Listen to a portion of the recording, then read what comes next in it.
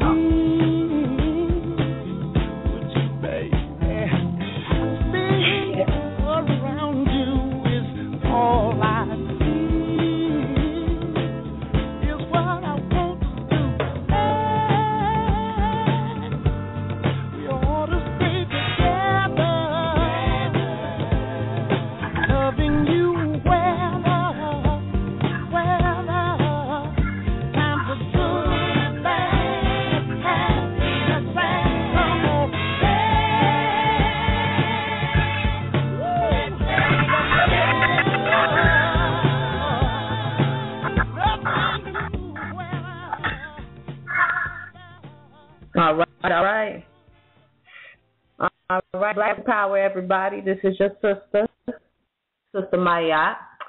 I'm going to be hosting, filling in for the brother, the powerful brother today, but he is here with us, and he wants to come on in and say some things. Black African Power, are you with us? Black African Power, that was quick. That's all you had to say? I wanted to let you in so they won't get fearful. I want to let them know the man is coming and don't go nowhere. No, I appreciate that, Sister Mayana. I appreciate you hooking the show up and starting the show up for me. I was down here in Atlanta and we had an event. We had a lot of powerful people in the building. It was a trip.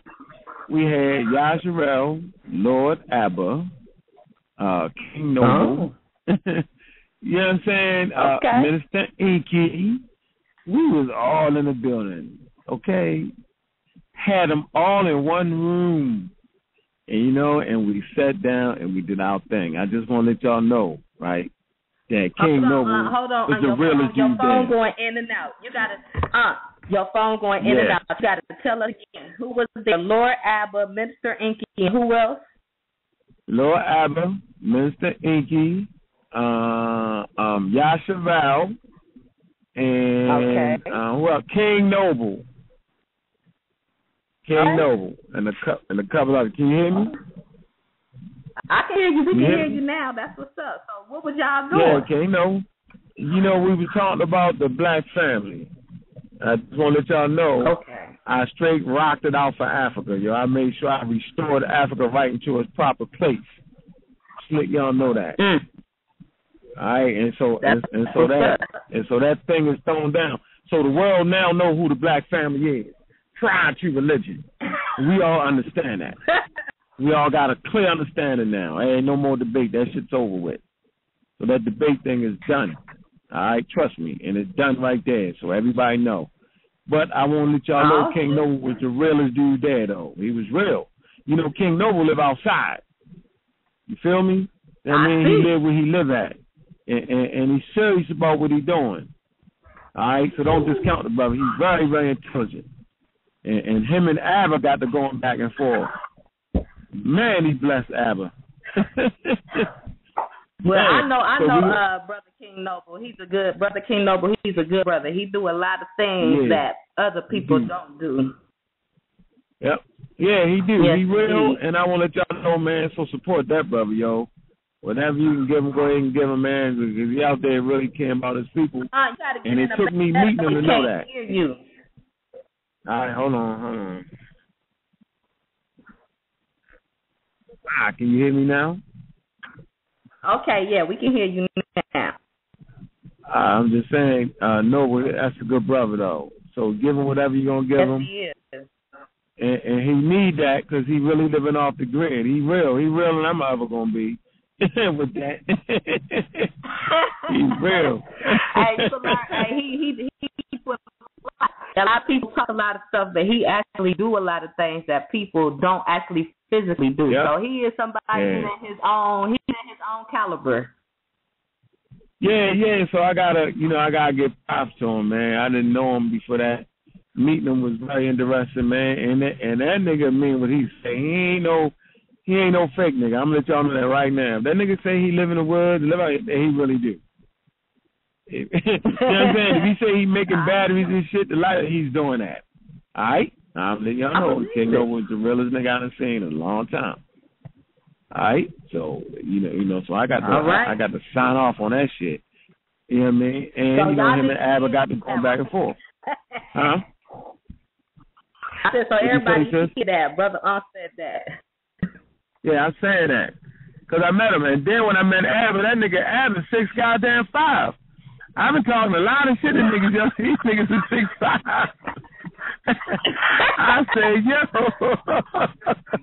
I was like, yo. I know I've been talking some shit, yo, but you know what I'm saying? Damn, nigga. He's 6'5". All right? So, man, I'm bored. So, yeah, I'm the smallest nigga in the building. I know I was 6 foot. I say, man, yo, that's wild, but. Yeah, yo, so y'all better be careful who y'all talking shit to, yo. Them niggas be kind of big, yo. But I'm glad big ain't got nothing to do with nothing, though. You know what I mean? And I just want y'all to know that, Africa. I really want to hear what you're saying, but you just the last thing we couldn't hear it. All right, is it my fault? I hope it ain't my fault. All right, hold on. It should be working. Okay, say something. You hear me now? Yeah, I can hear you. I said I just want the family to know that was a powerful thing to show all of us in the same building. You know, the Amaral squad that went against Inky, Lord Abba, Yasharel, you know what I'm saying? And I was really saying these niggas is trying to trap me in this damn room. In my mind, I'm telling you, I'm tired of like they gonna trap me and they gonna get me. They gonna try to get me and work with man, so I came super duper prepared. All right, you know what I mean? I came with my game face on. All right, there was a lot of people in there, and I was like, damn. And I'm letting you know that Africa has been restored. They now understand what real scholarship is in there. Everybody got it, and they know to leave the African community alone with that shit. So all that debate is out the window. So if you still a crazy Hebrew hound and screaming, is over with. Then I want to talk about the brother Jonathan. Right, the brother Jonathan Owens, right? I'm in Raw Squad, California. Y'all know that. He laid down the most tremendous video. Can you hear me? We couldn't hear you. I need you to get to a place and tell us about whoever Johnson. All right, can you hear me now? No, you still breaking up. Good. I can't step to the left. Breaking up, yo. Okay, I can hear you now. You good now. And damn. Okay, and so Jonathan Owens, I'm Ross Squad, California, right? Put out a response video. Put out a response video for General Yohanna, right? General Yohanna went up to New York, came out of hiding. He came out of hiding. I'm not gonna say he was hiding, but he kind of thought since Politeness might have had a rough way at it, and they said he had a rough way at it, and so he kind of like showed up in Harlem talking shit. And he did a video, y'all. Go on YouTube and see it. He did the video, right? He did that video. Yeah. And he made a lot of mistakes. Brother Jonathan came with the latest technology, latest information, DNA evidence, anthropology, paleontology, scholarship with reference resources, and put together one of the most tremendous teaching videos I've seen in a long time. You can't hear me? I know, I've seen that. When he came, a little know about the E1, E1A, and all, I seen the video. He went deep. He sure did. That was a good video. He went deep, so I'll let y'all know. General Yohanna. Huh? Go ahead. So what I'm telling you is, Brother Jonathan Owens, right, has restored, African scholarship back to its greatness. Brother Ishmael Law, right, restores Africa back to its proper context, to its glory. Brother Ngozi, right, restores African consciousness, African DNA, African science back to its rightful place, right? Y'all know that right now. The Sister Suit Neck restores Africa back to its proper greatness. Brother Chris, right, restores Africa back to its proper place. Brother Sinjeti, right, restores Africa back to its proper place. So we're not really trying to be bullies. Y'all know that. Because after the Brother Johnson did the video, I kind of felt bad. I did. You know what I'm saying? And I'm telling you why I felt bad. Because General Yohanna, what he had was, he had some love for black people for what I could see. And he wanted to change our conditions. But the scholarship part of it, man, was kind of, he don't have that. And so the Amaral Squad got that package. You know what I'm saying? General Yohanna don't have that package, man. With all that Hebrew shit out the door, that's out the door. But the fact that he would stand up for black people, we're going to respect that. So we're going to start trying to really, I ain't going to say we're going to take it easy on them Hebrews and all them people, but we want to make sure that we, like today, man, that was a unifying thing to have Abba in the building. Think about it. Abba in the building, Yashavel in the building, Inky in the building, you know what I'm saying? Everybody in the building, yo, and we made it without a problem, yo. And it was a good discourse, right? And so tonight, we got a brother coming on for a minute, master teacher, right? The Grand Master, all right? He put together his own Grand Lodge, and that's kind of important.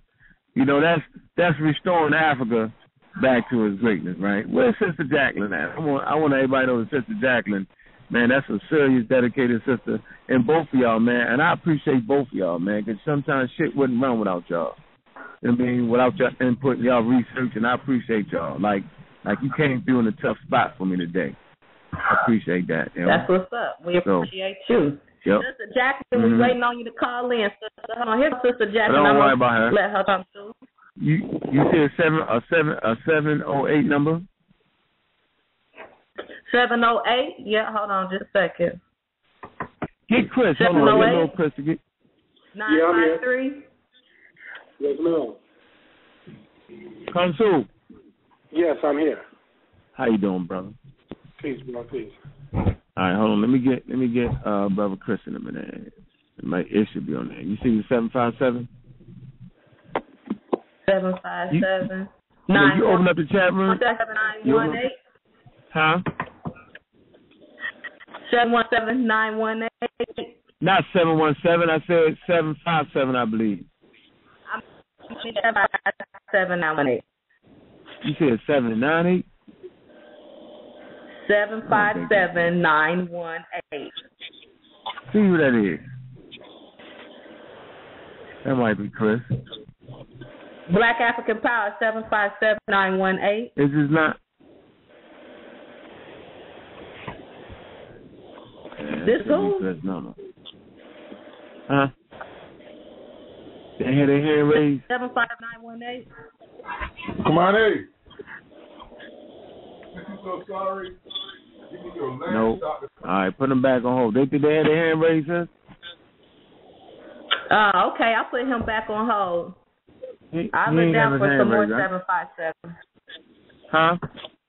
Well, the hands should No be more raised up, though. 757 no more. All right, okay. Well, how about the 237-ish?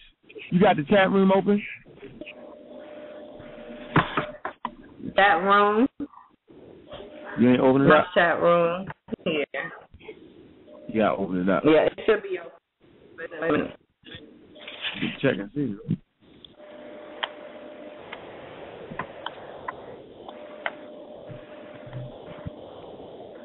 I'll see the brother on here. Huh? All right, listen. Go ahead. Where you at, brother? Consul?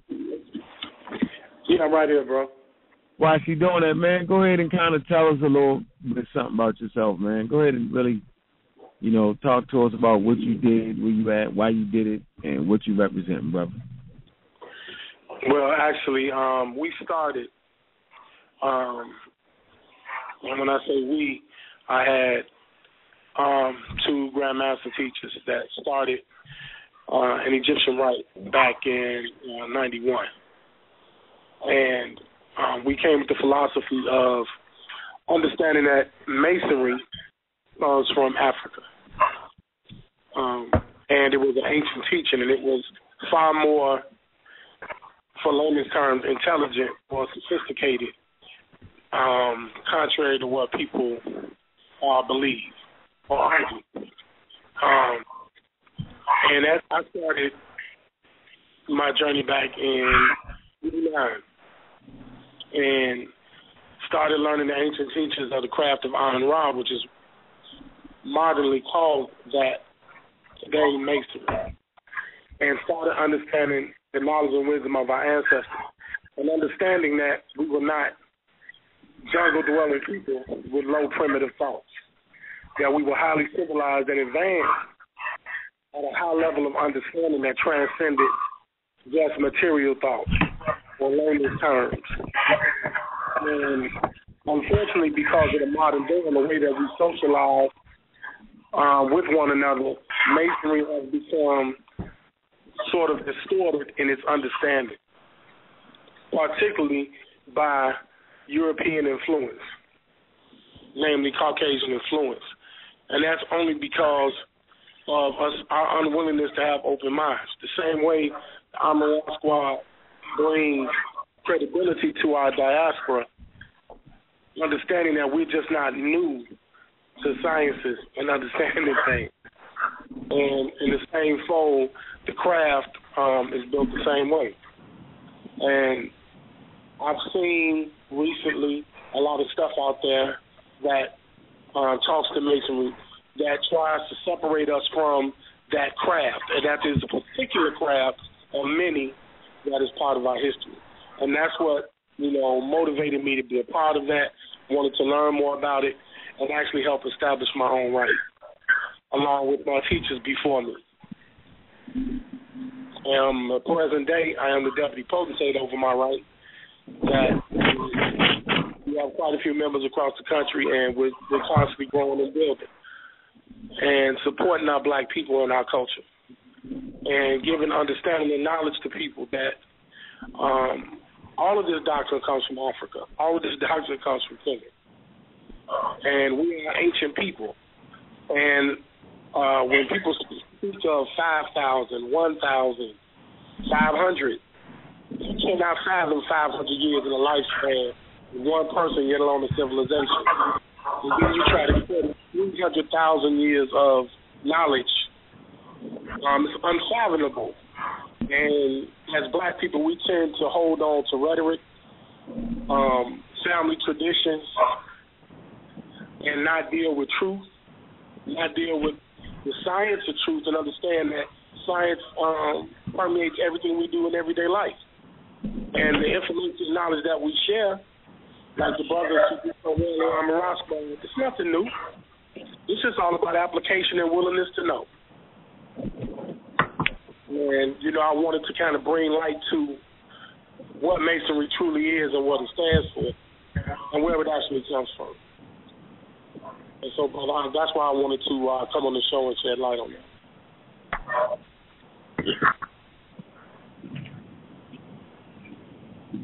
Well, I couldn't hear you, brother. All right. Hey, okay, hold on for a minute. All right. Open up, sister, shooting that line. I think it's a 240. She's on a 240 number? I think it's 240. She'll be on it. Okay, I'm looking for a 240. All right, sister. 240-755. You see it? All right, 240-755. Hotep.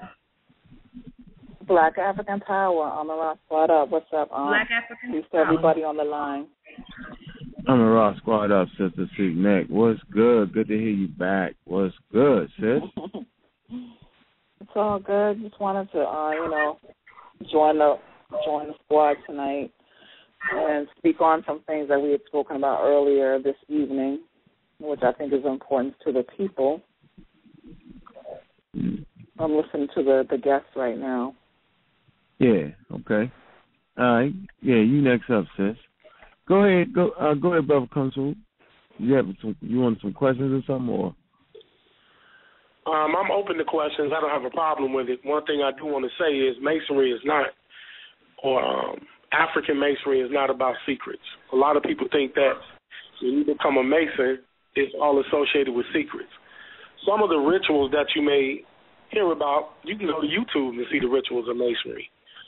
You can see it performed by Caucasians, Asians, people of all persuasions.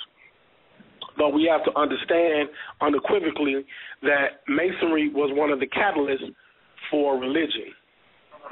And religion is an organized form of social and political control. And I say these terms kind of loosely for the sake of the audience being able to relate, Religion was meant to be argued. It was meant to be debated. And certain religions were pushed throughout the world demographically based on social status.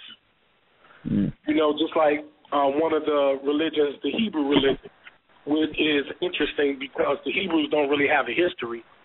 The Hebrew title, or whatever you want to call that, is more of a practice.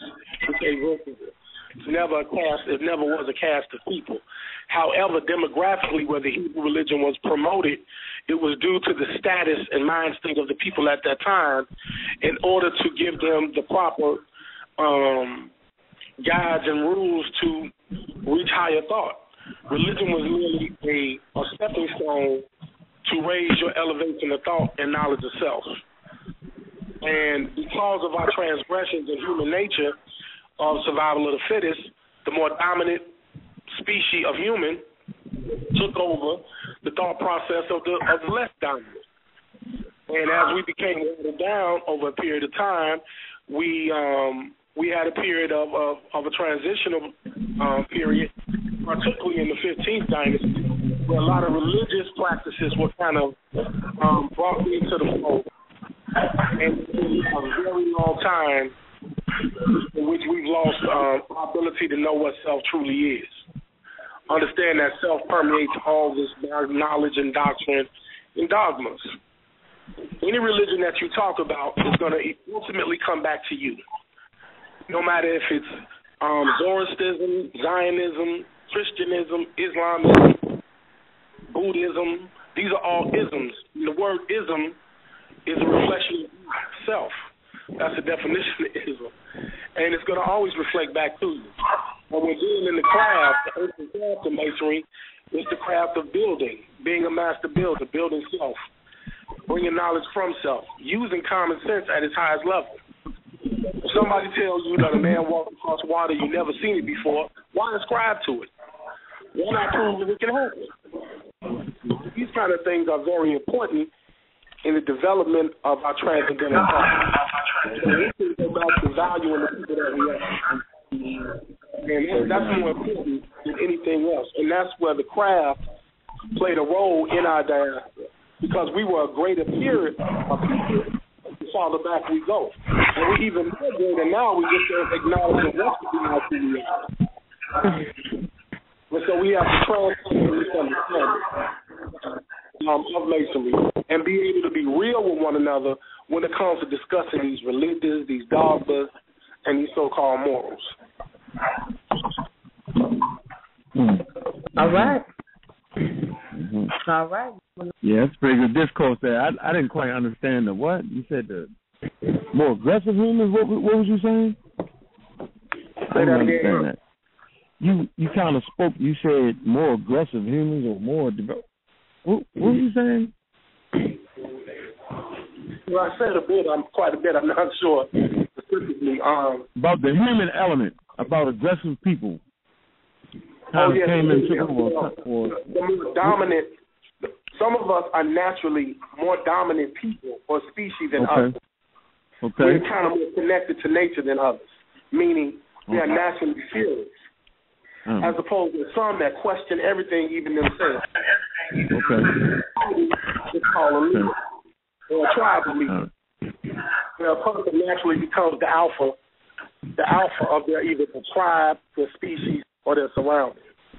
And in our diaspora, we're naturally cast to be alpha. We're naturally cast to do that because of where we come from and what we were. So that's Hello. Sister Jacqueline? Yes. Okay, Sister Jacqueline, your line is open. Okay. Thank you. Hello. Peace, everybody. Cut the speaker right off. Peace. Huh? I said you cut the speaker right off. You came like the Holy Ghost out of nowhere. Oh, no. No, your line. I didn't mean to. She said, huh? Your line. I was just letting you know your line was open. Oh, okay. Thank you. But you got a better understanding of what he was saying now? Yeah, I got it. I just wanted to hear that rerun again, that's all. Go ahead, brother. Okay. Yeah, so one of the misnomers with Masonry is this control of society. We sitting back in the background, controlling the government and controlling people, and that's not true. It's propagated that way because it's another form of religion, and religion is the easiest thing to sell to people that are ignorant of who they are. I've been teaching for the better part of 25 years, and I've heard a lot of, it's popular now to debate and argue issues of, let's say, a Hebrew Israelite versus a Seti, which I happen to watch that debate, and I thought it was frivolous because, honestly, if you understand our history... You thought it was what? You thought it was frivolous? I thought it was frivolous at best when it comes to scholarly merit. I thought it was frivolous at best because, and no disrespect, I don't have a reason to disrespect any of those brothers because I don't know them. But from a perspective of a Hebrew Israelite arguing somebody that is a primary researcher, it is frivolous because the religious information has no merit in our culture. Christianity has no place in African culture. The Holy Bible, in its context, has no merit in our culture because we came before it. So why would, as a human being, I'm not even going to attach the word African. If I'm aboriginal to the planet and to all species before me, when I came before this book called the Bible, why would I revere it? If I'm the dominant species on the planet, I don't have a natural predator outside of the elements, and then some other human writes a book and tells me that it is the good of my life. But of course, that's the sociopathic degradation that happens to people when they're separated from who they are and where they come from. And Masonry generally. You're speaking of people religious.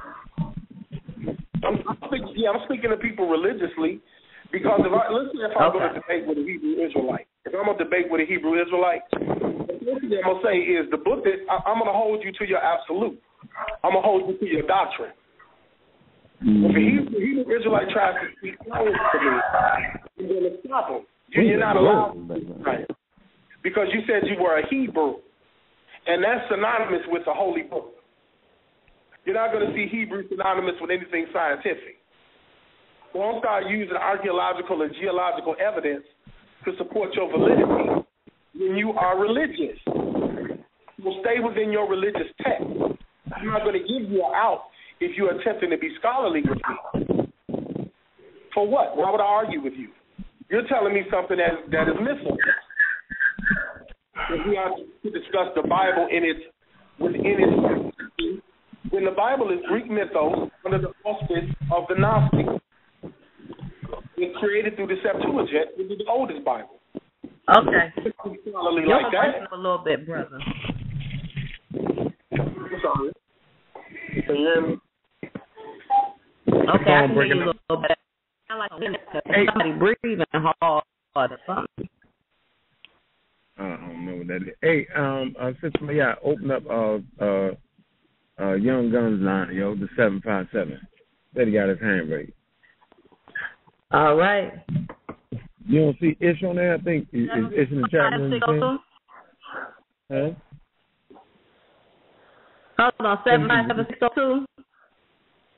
Yeah, Black African Power. I'm in Raw Squad up. What's going on? Raw Squad up, Brother Chris. Yeah. Yep. This is a very interesting dialogue. Go ahead. Hold on. You see Jonathan number on there? You see a 510? 510. His hand ain't up.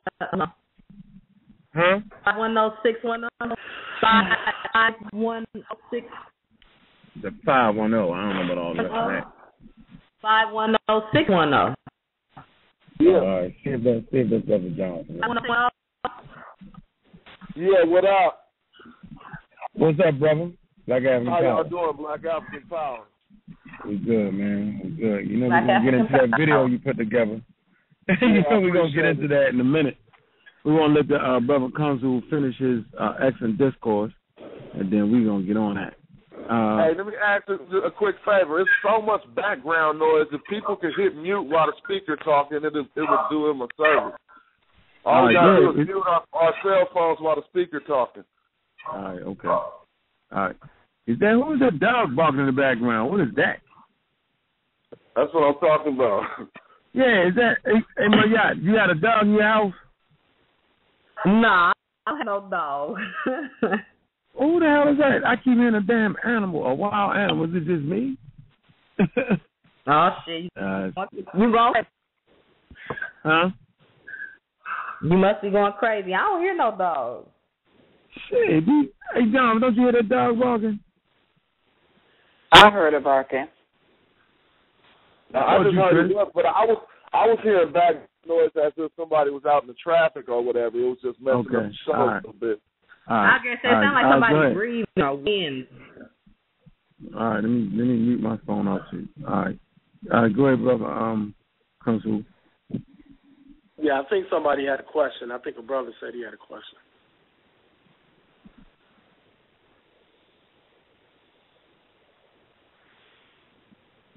Somebody had a question? No, go ahead, brother. Oh, okay, I thought somebody said they had a question. No, go ahead. Well, the ability with Masonry, it's all about transcendental thought, and a lot of people don't. Our people, we shy away from that because we're constantly being told what we're not. We're constantly being told what we used to be instead of what we already are. Sometimes you have to develop yourself to be able to understand. Like listening to Amin Ra Squad, I listen to you guys all the time. You know, Aunt Cool, that's my guy, and Goldie, that's my guy. And one thing is, the subject matter is at such a high level, but it's broken down in the layman's terms. Sometimes people are not able to really appreciate what's being said. Because when we're arguing scholarism and science and high levels of thought, you can't bring something like religion into that paradigm. Religion and science don't mix. It's like oil and water. Religion and common sense don't mix. It's like oil and water. What separates religion from common sense? It's a word called faith. And if we sat here and debated faith, we might as well talk about ghosts and goblins and fairy tales when we start talking about faith, because there's nothing to measure it. If someone says, well, I only believe in what I see, well, it's a thing called the mind. The mind is not necessarily something you can see, but it's a byproduct of physical action within the body. Henceforth, metaphysical action. And so when you're talking about masonry and going back to the ancient ties of masonry, which was called the craft, you're talking about changing the way that you breathe, changing the way that you are, changing the individual that you are through transcendental thought. Because a lot of times our mental capacity can limit our ability to be elevated. And you got to train your mental capacity just like you would your body if you're training for a big fight. You're athlete, you're boxing, you're training for a fight. You got to have muscle memory. Well, it takes mental dexterity to be able to go past personal fears, personal opinions, and deal with things for what they really are. And it's hard for a class of people to do that have been displaced, not only physically but also mentally. And masonry was used as a way of developing the mental side of an individual so that they were able to handle the physical transgressions of everyday life. Because civilization today is not that much different than ancient civilization. In ancient times, everybody wasn't walking around floating in robes and walking through walls. They were living everyday life in circles as we were because of human nature and human class structure. So a lot of times we tend to forget that we have to also understand what were the mind states of our ancient ancestors. How did they socialize? What was the political status? What was the commercial structure? How advanced were they? And that's why geographical information, archaeological information, genetic information is very important, and that is a part of masonry. What's being done in Armor Squad is masonry, because it's all centered around several liberal arts and sciences. So to be of value to our people, we got to give them the ability to assimilate their working tools and also use them.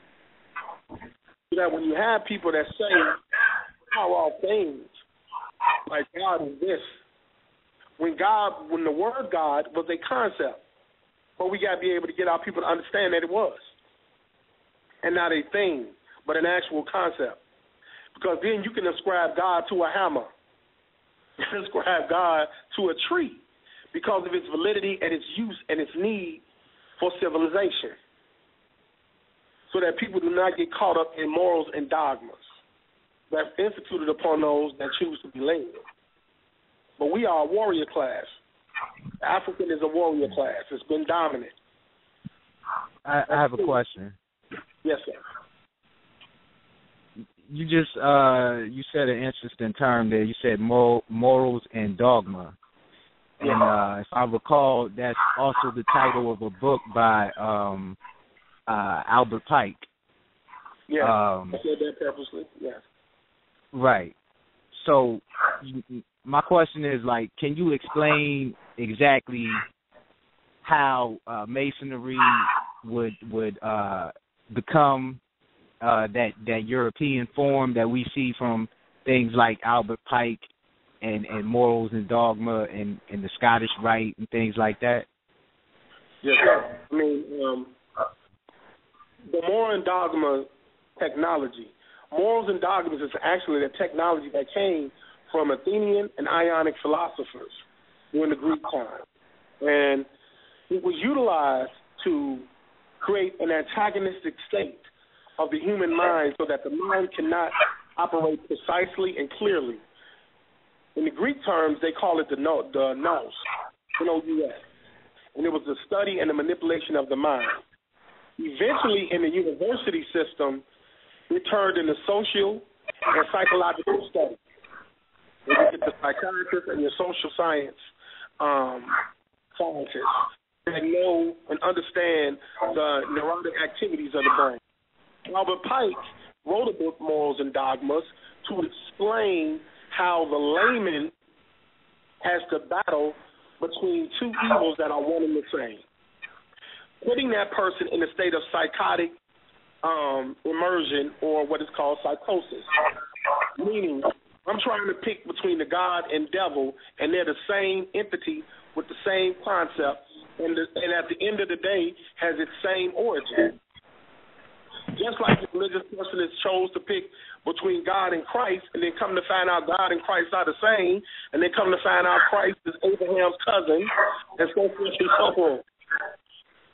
You follow? So the moral and dogma system was designed to stop us from the ability to focus and get beyond the initial choice, because that choice is distorted. It's not a true choice. You're not really picking a side. You're arguing over a paradigm, which makes you a fool. You're arguing over something that don't exist. And so you have the antagonist, you have the victim, just like a play. Just like the plays that are depicted in the Bible repeatedly throughout each chapter of the 66 books.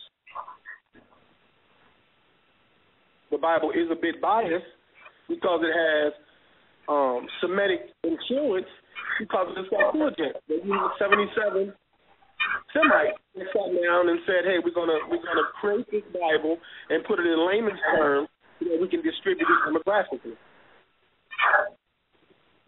So that's where morals and dogmas come in, because morals and dogmas are throughout the Bible. Throughout society, we argue over morals and dogmas. Okay. All right. Where you at, Ngozi? Peace. Sub-Saharan Black African Power. I'm the Rock Squad up. Samoa Beach and my grandmaster. Black African Power. Peace to you, sisters. Peace to the goddesses.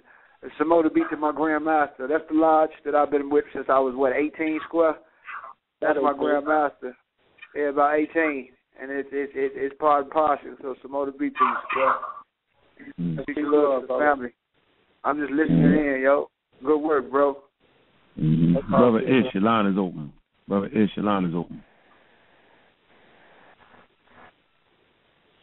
239. Peace, man. How you doing? What's up, brother? You got any questions for the master, the grandmaster, brother? Absolutely. Peace and blessings. One love, bro. One love.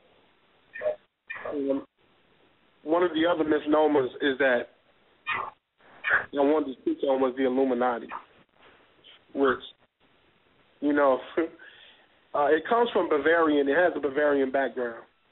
And it does have some Turkish influence when you look back into the study of the Illuminati. The Illuminati is merely a faction that rolled into Masonry because of political persecution.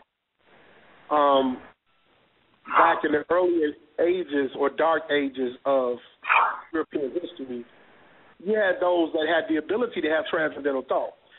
The Greeks, even though they suffered inferiority complexes, were also influenced by the Phoenician and the Vedic, which can be directly tied into Kush and Nubia. And understand that all Greeks were not Caucasians. The term Greek was a practice. So a lot of times, a lot of these so-called civilizations that have been given titles of civilizations were actually... You breaking up, brother. Adopted rights. And as they adopted these rights, they published their way of life and imposed their way of life on lesser groups of people. And those lesser groups or weaker people just adopted the rights out of the fact they were not strong enough to argue it.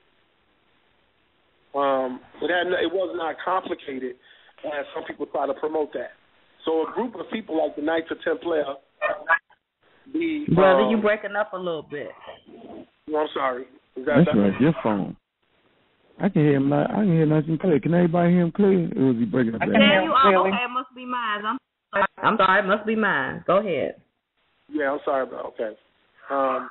You have groups like the Knights of Templar, the Illuminati, who from Bavarian knowledge or science rolled into Masonry, the Illuminists had an understanding of knowledge that illuminates the mind and takes the mind over the physical. It had nothing to do with a sacred order in means of to control people. No. The reason that's promoted today is because the Illuminati paradigm promotes higher knowledge. The people in England, the Scots, all of these people took adopted rights from the Gnostics, who were deeply influenced by African culture, because the Gnostics had blood ties in with our people. Us being Aboriginal, and the fact that we migrated westernly, northeasternly into Asia, came back down through locations like the city of Gibraltar, and re-inhabited Africa, we brought customs with us.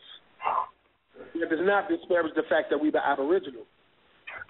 And that Masonry was Aboriginal in its action, because Masonically, the master builder, grand architect, alludes to the female, the black goddess. She is the original grand architect.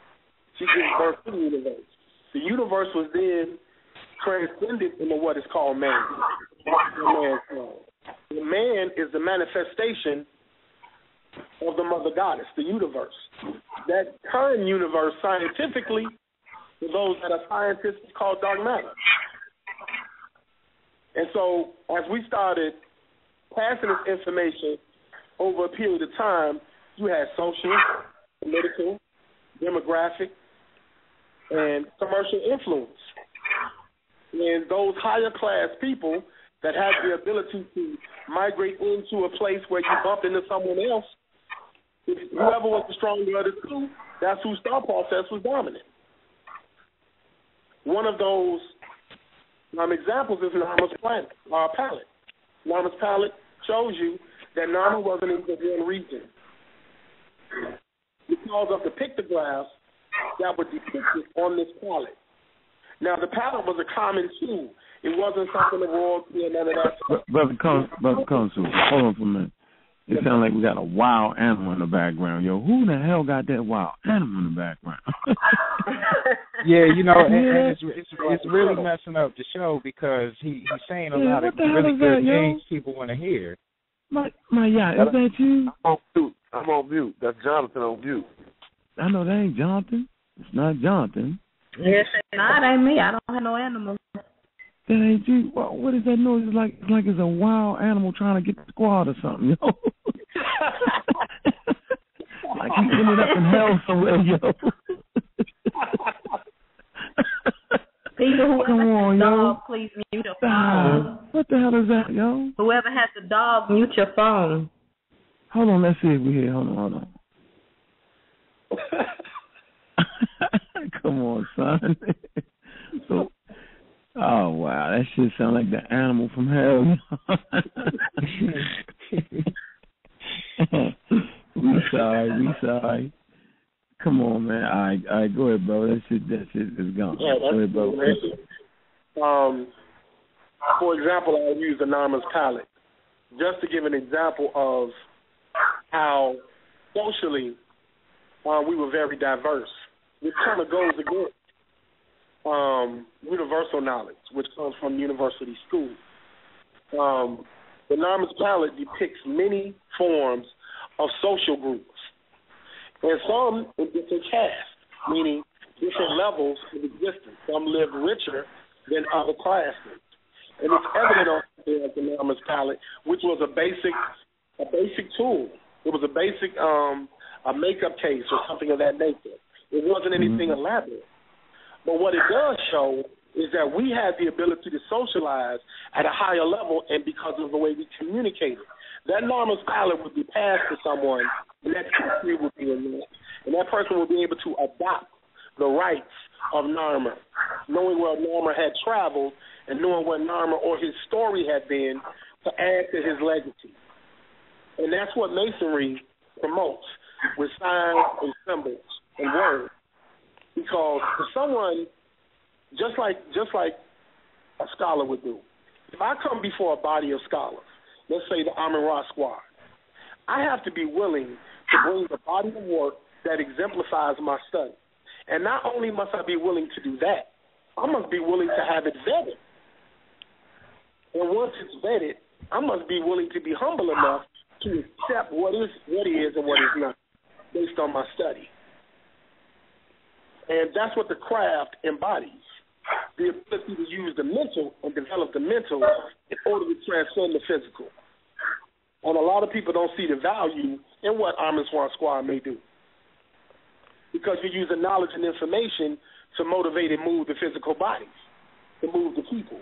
Well, imagine that on a larger scale. Let's just say 10,000 years. Let's just say 10,000 years. When Masonry was implemented, so came religion. Religion came from Masonry.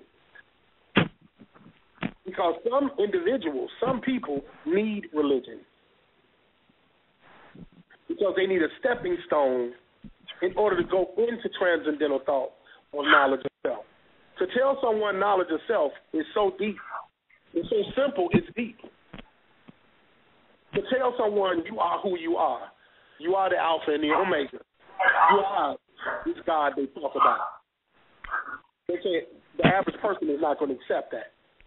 They're going to look at it as motivation and not internalization. This is something that motivates me. He's just trying to motivate me.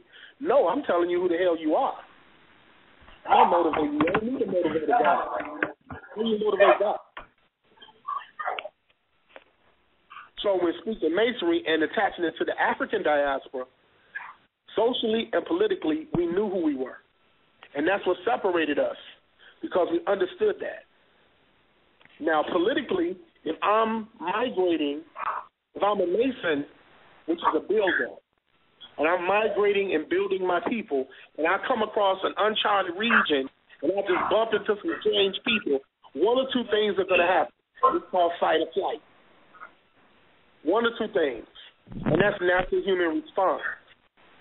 Civilizations are built through resistance, and that's what the compass of square represents, the resistance, the ability to square off your actions and circumvent your intent. So we took these symbols and these signs to be able to communicate with those that had the ability and mental capacity to understand it. Those that did not remained in their social structure until they were able to transcend into that way of thought. We were not people that sat around worshiping statues with actual falcon heads. We were not people that were just satisfied with the religious aspects of Phoenician science. You know, you have your modern-day Egyptologists who are just in love with Greek, Egyptian images of Horus and Shishak and all that. And that's wonderful, but it's going far deeper than that. That's basic knowledge. Grandmaster, can I ask you a question? Are you on like a speakerphone? No. You on a regular phone? Yeah. Well, let me see. Hold on. See, I don't hear that noise now. Go ahead and start talking. Somebody said they got a question in the chat room. Well, what's the question? Rohan Powell, what's the question? Rohan Powell. Yeah, put your question in the chat room. All right, go ahead, Grandmaster. Yeah. So even with your modern day, I call some YouTube scholars that get sporadic means of information and not respect that a lot of information is chronological, and there's symmetry in history. There's a rhythm in history when you're studying history, particularly in historic history. There's a rhythm and a flow, and it has to be logic. It has to make sense. And we tend to take Kemet and Egypt and are willing to dissect it and make it minimal in just the terms of we were first. But it's a lot deeper than that, because the Egyptian schools, particularly in the beginning of the dynastic period, were a means of developing families and developing their mental dexterity in order to promote and protect their bloodline. The term dynasty, that wasn't a term in the meta. The closest you get is family, and family is representative of bloodline. And bloodline is very important, especially when modern day we start talking about haplogroups and genetics. It's a direct tie, and it's a rhythm. If you understand archaeology, geology, seismology, the planet, you understand these things, you realize, yeah, that's true. It's common sense that the bloodline be preserved of our people, but to the side of history. And ancient Masonry taught that in the form of the deities, in the form of the reason why they may face this way, or the reason why the pyramids are aligned that way, or the reason why it alludes to the star system in the universe, which is an illusion of you. And I don't mean illusion with an I mean illusion with an A. There's a term called allegory, in which there's a deeper meaning that alludes to an esoteric meaning of the actual truth. In the Bible, it was taught as parables. And these truths, because the Bible is full of Masonic code, it was written by Masons, quite naturally. But those are Masons of a different distinction. The Eurocentric Mason was given those instructions based on Gnostic influence or Kabbalion influence, because they were told about knowledge of self. The Greek understood knowledge of self and was able to implement that knowledge upon lesser people that had no knowledge of self, and were able to manipulate people mentally in order to move them physically. And there is a balance between mental and physical. But the mental is the parent force over the physical body. There's a thing called the mind. Any scientist, we have a problem with the mind. Why? Because we can't see it, we can't touch it, but we know it's there. In other groups, you see it depicted as a halo. In Masonry, you see it depicted as the all-seeing eye. That represents the mind. You know that you develop your mind. You know that you have a memory. You know your genetic makeup has a memory bank. You know you have a subconscious, but you can't see it or touch it. Now, that would contradict to someone who says, I don't believe in God. But that was a reason for putting that paradigm out there, or that moral and that dogma. Is God real? Is God not real? That's a battle for the lower-minded. While those that are masters or master builders or master masons, those that understand the 7 liberal arts and sciences that create modern-day civilization, understands that transcendental thought puts you in the seat of God. That when the Maatian law of Ma'at represented as the throne is your mental seat of kingship. If you have control of your mental capacity, you are God. If you understand influence and the power of it, you are God. Architecture, spells, taste, sound, all influences. Yeah, I have a question. Yes. So, what would be methods, practical things that we can do to go about controlling our thoughts? Because you just said thought control. So, yes. Yeah. Thank you. Yeah, that's a great question, bro. Masonry and ancient teaching, the first step is accepting what is. What I mean is accepting the thoughts that you create, and then using logic to determine whether it be rhetoric or it be fact. Because the hardest thing with thought is ego. Ego becomes an inhibitor, or either it can help you. It depends upon your consciousness to say, okay, these are the thoughts that I'm experiencing. Then you have to add logic to the thought based on your physical experience. Am I making sense? If I'm not, brother, say so. But am I making sense to you? Oh, yeah, I'm following you. That makes sense. Because one of our biggest problems, if you notice, African, Nubian, whatever how you distinguish yourself, the one major factor that's synonymous with Africans and Nubians all over the world is environment. When your environment is not at where it should be, conducive to proper health mentally, it is harder for you to control those impulsive thoughts and recognize when they're impulses and not when they're manifestations.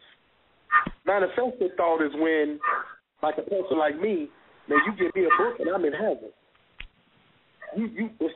Like if one of the gods, I'm around telling me something I don't know, I'm like, oh man, I gotta go find out what that means, right? And you go on a journey. I need to know this. That brother just dropped a bomb. I need to know this. Like I was talking to Brother Art, he went in there and smashed all the cats and dropped something on him. First thing I said, oh damn, I wish I was there just to hear it, because that's my propensity. I have a propensity for knowledge, right? So, you know, that's the manifestation because that's something natural. But if you have an impulsive thought, like, I can't stand that white man. But the average Nubian of today, I'm speaking 2014, can't fathom drinking that water fountain. Can't fathom a water hose. Can't fathom a lantern. Can't fathom your grandmother showing you the whips on her back from the whip. But yet and still today, can't stand that white man. That's impulsive. Learn what the white man is. Validate that thought. So that it's just not impulsive. Like, I don't want to start controversy here, but I'll say this because that's such a powerful question. Let's have to do the, RBG stuff, right? I always say this. If we're going to mount a war against this Caucasian, and you telling me I need to do this and this, I need to bang on them, and I need to get my gun, I need to do this, how come you're not selling me a gun? How come you're not giving me a means to get the guns? How come you don't have one? Where's yours? Right. How come you don't have a resume with all these crackers you didn't shot down? Where's your track record? Show me a cracker you shot down. So why are you telling me to go do it? You waving a red, black, and green flag and you ain't killed one cracker yet. How come you don't have an army or at least an embassy that offers relief when they get ready to lock my ass up? How come we don't have a seat? How come RBG don't have a seat on the UN? Right.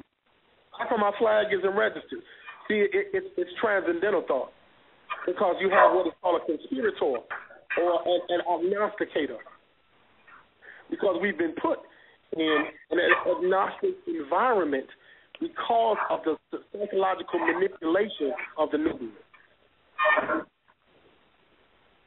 So we have to be able to develop the ability to know a random thought or a manifested thought. Let me ask you a question, brother. Yes, sir. Let me see. Does the lodge you in, do you advocate banging on Scientology? You know, like eradicating them out of our community? Is that something your group would do? We would, if it's logical, yes. If it benefits the Nubian community, yes. Yeah, well, it benefits us, and we need all hands on deck for the subject matter. It's like it's trying to spread like a disease. You know what I'm saying? That's a good fight for all of us to take up, and it's just really it's one of them major cults, and it's like so we just need everybody to step up. You know what I'm saying? So we just that was just a question from the chat room, though, brother. Just asking you. It's funny you say that. I mean, you have certain groups that have attested to Scientology, which is the ultimate destruction of all human life, period. I mean, Scientology, they want to do away with human life, period. I mean, that's the layman terms of it. It's a division. It's actually a division of the Theosophical Society, which is another division of Masonry. Madame Blavatsky, first female Mason. When it comes to Scottish and York Rite Mason. It gave birth to that whole way of thought. And see, to understand that is to go to the base of Scientology. Scientology deals with a major inferiority complex. They don't want to deal with the self. So they rather put self in a responsibility on science. Science don't have a yes or no. A true scientist will tell you, I don't know. I don't believe in anything. You tell me you study Scientology, a true scientist is going to tell you, I don't believe in anything. I can tell you this may be true based on the best amount of evidence that I have. Right. But I don't ascribe or believe in anything as a scientist. Because science changes. It evolves. It devolves. And one point, tomatoes were poisonous. They were deemed by scientists poisonous. They're not too poisonous now. All right. Let me see. Anybody in the squad got any questions? Then we go to the line. So, do you think Theosophy and Masonry are connected? Most definitely. Most definitely, because philosophy was a byproduct of the Gnostic thought, definitely propagated by the Greeks. But philosophy is a direct connection to Masonry. Most definitely. Mm-hmm. Oh, okay. Well, yeah, you brought up the Theosophical Society. I'm saying, like, in a lot of their teachings, they teach a lot of Masonic things, yes. Not necessarily from the African point of view, but like, you know, the European type Masonry, and they incorporate that in a lot of their teachings. Yes. They follow under the same banner as Rosicrucian, and their teachings are men fight in nature. Coming out of the Grand Lodge of Luxor, they teach what is called a men fight rite. There are three rites: Heliopolis, Thebes, and Memphis, that started what is today modern-day Masonry. And the men fight rites actually gave birth to what is called the Theosophical Society. One of their symbols being that swastika is indicative to men fight theology. Because the term theology is semantical with the term Masonry. Masonry is a very loose term. It's actually a jargon that was utilized by the sacred craft to give honor to those that are master builders of the mind. There are certain passages in Masonry that talks about the temple that is built without hammer or nail. That alludes to the mind. Okay. Mm-hmm. Yeah, I was asking because, you know, we were talking about things like people like Dr. Malachi Z. York, and in the Holy Tablets, you know, he has some things that are really theosophical in there, you know, and it's a lot of that people pick up in the Black conscious community, and they don't realize where some of these ideas came from originally. Not necessarily that they came from these people, or that, you know, these people also were teaching these things before, you know, they saw it in Malachi York's books and things like that. Yeah, Malachi Z. York, scholarly, he utilized a technology that was perfected by a gentleman by the name of Zachariah Stitchen, who was a byproduct of the Rosicrucian Society. And there was a format that was used to create a debate with oneself on what the truth is. If you read a lot of Dr. York's books, the format in which it's structured is a classical format that teaches we are the fact finders, and we deal with right knowledge or true knowledge. I'm sorry. Let me get factality. Hold on, Chris. Where you at, Go Chris? ahead. Let me get I'm one right of these calls again. Go ahead. One of these calls real quick, bro. I ain't gonna cut you off, bro. Let me see. It's really a technology. When you say factologies, it's another technology. When you get used to reading so many books, you can look at a writer and tell how they're trained to assimilate knowledge just based on the format and the way their books look. I mean, that was an order within itself. All right, hold on, brother. Let me take this caller for you, brother. 870, your line is open. Black African Power. Peace, what's up, everybody? Carl Albert, Israel, Doctrine CEO. Black African Power. Have you ever seen the documentary that was out on Masonry Behind Closed Doors?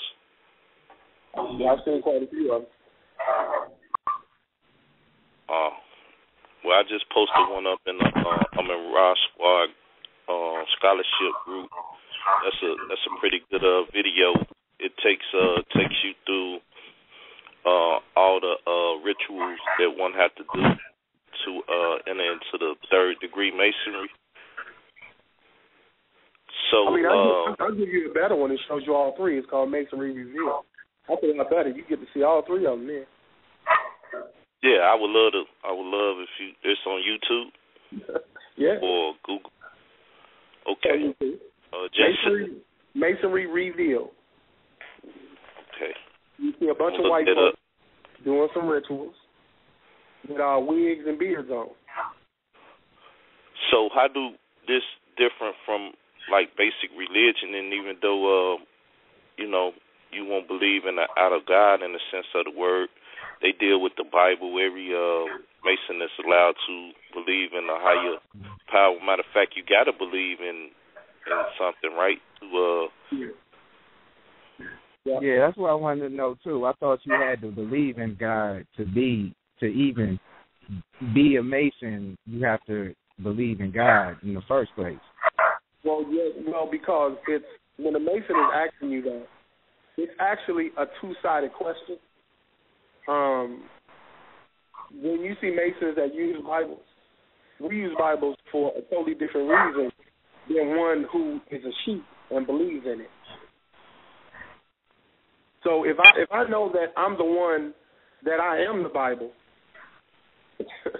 and I know that the God concept belongs to me, and I ask a neophyte who wants to come in, I need to know if you have the ability to humble out to your own ego. So that's why I asked you that question. So you use the Bible as another tool in Masonry to build the temple, which is the soul of the man or the mental plane of the man. You use the Bible as a tool to build it. No. Not using a tool to build it. Well, what do you use it? What type of tool is it? Because you got it in your toolbox. Yes, it's a tool of manipulation. Understand what the word tool means. A tool is a manipulating device. If I took a pair of pliers and wrapped it around a nut bolt, I'm about to manipulate that nut. I'm going to take a hold of it and take control of it. That's what the word tool alludes to. So it's not as layman. If someone looks at it from a layman perspective, then they'll be amazed by the simple truth of it. And yes, it is a tool. It is a working tool. That it is a tool of manipulation. And the Bible is crafting. Right, and the crafting tool is to craft with. That doesn't mean you're gonna take it and stab someone with it. It means that you're gonna craft something with it. That's what this tool was manufactured for. So the same thing. If you got a Bible and most of your people in the lodges carry Bibles, I mean, because even the presidents and the different dignitary people that call themselves Masons, they deal with the Bible, or they have this Bible around. Now, this is either a front to the people saying, well, we're believers like you, just like you just said, y'all don't really use it as a sheep or a believer in it. So if it's in the toolbox, it's there for a particular reason. And if you're saying this to manipulate, then now you're saying that the Bible that you have around or in your house or whatever is used as a tool of manipulation. And that's what the church uses for, as well as you yourself. Actually, I'm not saying that. Actually, what you're doing right now is called rhetoric. And what you're trying to do is to justify your thought process by using semantics. Because what I'm talking about is to be able to see something for what it really is. When you said a crafting tool, there's no such thing. Unless you can give me a definition of what a crafting tool is, because You just compare the crafting tool to a knife, which is a hunting tool, or it's a wielding tool. So I don't understand the terminology that you use. Any tool can be used as a weapon, right? Any tool could be used as a weapon just as well as any weapon can be used. You understand how semantically what they're saying, because words could be a weapon. See, the thing about it is having enough knowledge and enough common sense to deal with you. See, at the end of the day, you got to deal with yourself. See, what you prove to me means nothing, because I could choose not to believe you. At the end of the day, I can accept everything you tell me and say no, I don't believe it. Right, but at the end of the day, the same thing is saying you building your temple goes to the same thing that Jesus saying in the Bible. I mean, it's the same philosophy. He said he was the temple. He'll destroy the temple and raise it in 3 days. And then he said he dwell in you, this and that. So you saying the master builder, which goes back to like almost creationism, which you saying that scientists. Israel doctrine. When King James created that bullshit, it was created to manipulate people. It's bullshit, bro. Bottom line, and it's good to use. Well, I mean, even with masonry, you deal with Hyman or Biff. He was supposed to be the guy that built Solomon Temple. But look though, it's a difference between African masonry and Scottish Rite and Prince Hall. You don't even know what the fuck you talking about when it comes to us. You talking about some other shit. You not dealing with Hyman or Biff. You're not dealing with Hyman or Biff. All that shit is codes, bro. It's all codes. I know it's code, but I'm just asking you: do you deal with Hyman or Biff or not? I mean, if you can't reveal it, then that's cool. But if you're dealing with Hyman or Biff, and then the myth of him saying he's dealing, listen, hold on 1 second and goes. Hold up, let me just say this though: if he's supposed to build Solomon Temple, and they killed him off and did all that, and one of the rituals is to go with the one leg up and this and that and knock on the door and do all this stuff as Hyman did, then you're saying in your own myth of what you're doing, at the end of the day, you believe this guy built Solomon Temple. Oh, so if Solomon had a temple... Hyman Biff never exists, nor Solomon. It's all symbols, bro. None of those people exist. Okay. It's all symbols. The Temple of Solomon is you building yourself. Go ahead, brother. Go ahead. Let me say this. I said this earlier. I don't know if you listened to my entire discourse. Some of us, it's called cognitive. You got a pen and paper, well, write it down. It's called cognitive dissonance. Dissonance. That's the inability to deal with one's futility. If you do not have the ability mentally to accept right and wrong, you do not have the ability to go into transcendental thought. Just like everybody can't take a class on physics. Everybody can't learn to fly an airplane. If it's not in you, it's not in you. If I tell you that these stories are allegorical, and I also stated the word illusion, and then you ask me that question, either you were not listening and you wanted to come with an answer instead of listening before you just throw a question out there. Because I made it extremely clear that it's all about mental development first in order to be able to understand the symbolism. Because African diaspora deals with symbolism. And it's not as simple as a leg up and a leg down. But if that's what you perceive, that's just where you'll stay. That's just as far as your mind can go. Your mind is limited. But all you saying now is that at the same time you're dealing with a mystery system, and you saying that only certain people have the genome code or whatever to be able to understand without having a retarded gene in their brain where they can't comprehend. Then that makes you illuminated. You're one of the light ones because they can't be enlightened because they have a retard gene. I never said that. What is that? That is the most ignorant thing I've ever heard. What is a retard gene? Israel Doctor can't spell Israel Doctor can't spell or talk, man. Israel Doctor can't spell or talk. This brother's fucking. Let me make this clear. Hold on, Brother Adobe. You lack vocabulary substance. You do not have the ability to vocalize what you actually want to say. And that's I got one of those retard genes, so we're going to count it on that. Okay, at the end of the day, once again, you're trying to say, at the end of the day, you're trying to say people lack the ability to do these things And if that's the case, then you're saying people are unequal. Some people on the higher plane and some people on the lower plane. And that's playing. Some people is unequal. Some people is unequal, like you. You're unequal. You're stupid as hell. Don't you see it? Some people are unequal. But how would one determine? How would you know what's right or wrong though? Because you said first that somebody would have to determine what's right or wrong, but how would you know? It's what you make it. It's do as thou will, as you heard him say. I mean, what's her name? that's my point. Because I thought we were just doing what we will. I didn't know that we were, we had to determine what's right or wrong. I thought we were just doing our will. Let me ask you a question. Right and wrong is my understanding. This is what I'm. Right and wrong is based off an organized way or unorganized way. It's an organized way to lifting weights over an unorganized way. If I'm working on my triceps, but I'm trying to pull out instead of pushing up, what will happen? The muscle. What will happen to the muscles if I'm trying to exercise? It's an organized way of doing things over an unorganized way of doing things. So unorganized is the wrong way if you're trying to work on this area, but you're doing it this way, meaning that it's unorganized. So it's majority rule now. It's majority rule. I have a question. When you're having a civilization, when you're having a civil. Doctor. Okay. Doctor, hold on for a minute. Go ahead, Brother Ish. I think people have their own perception of what Black Masonry represents.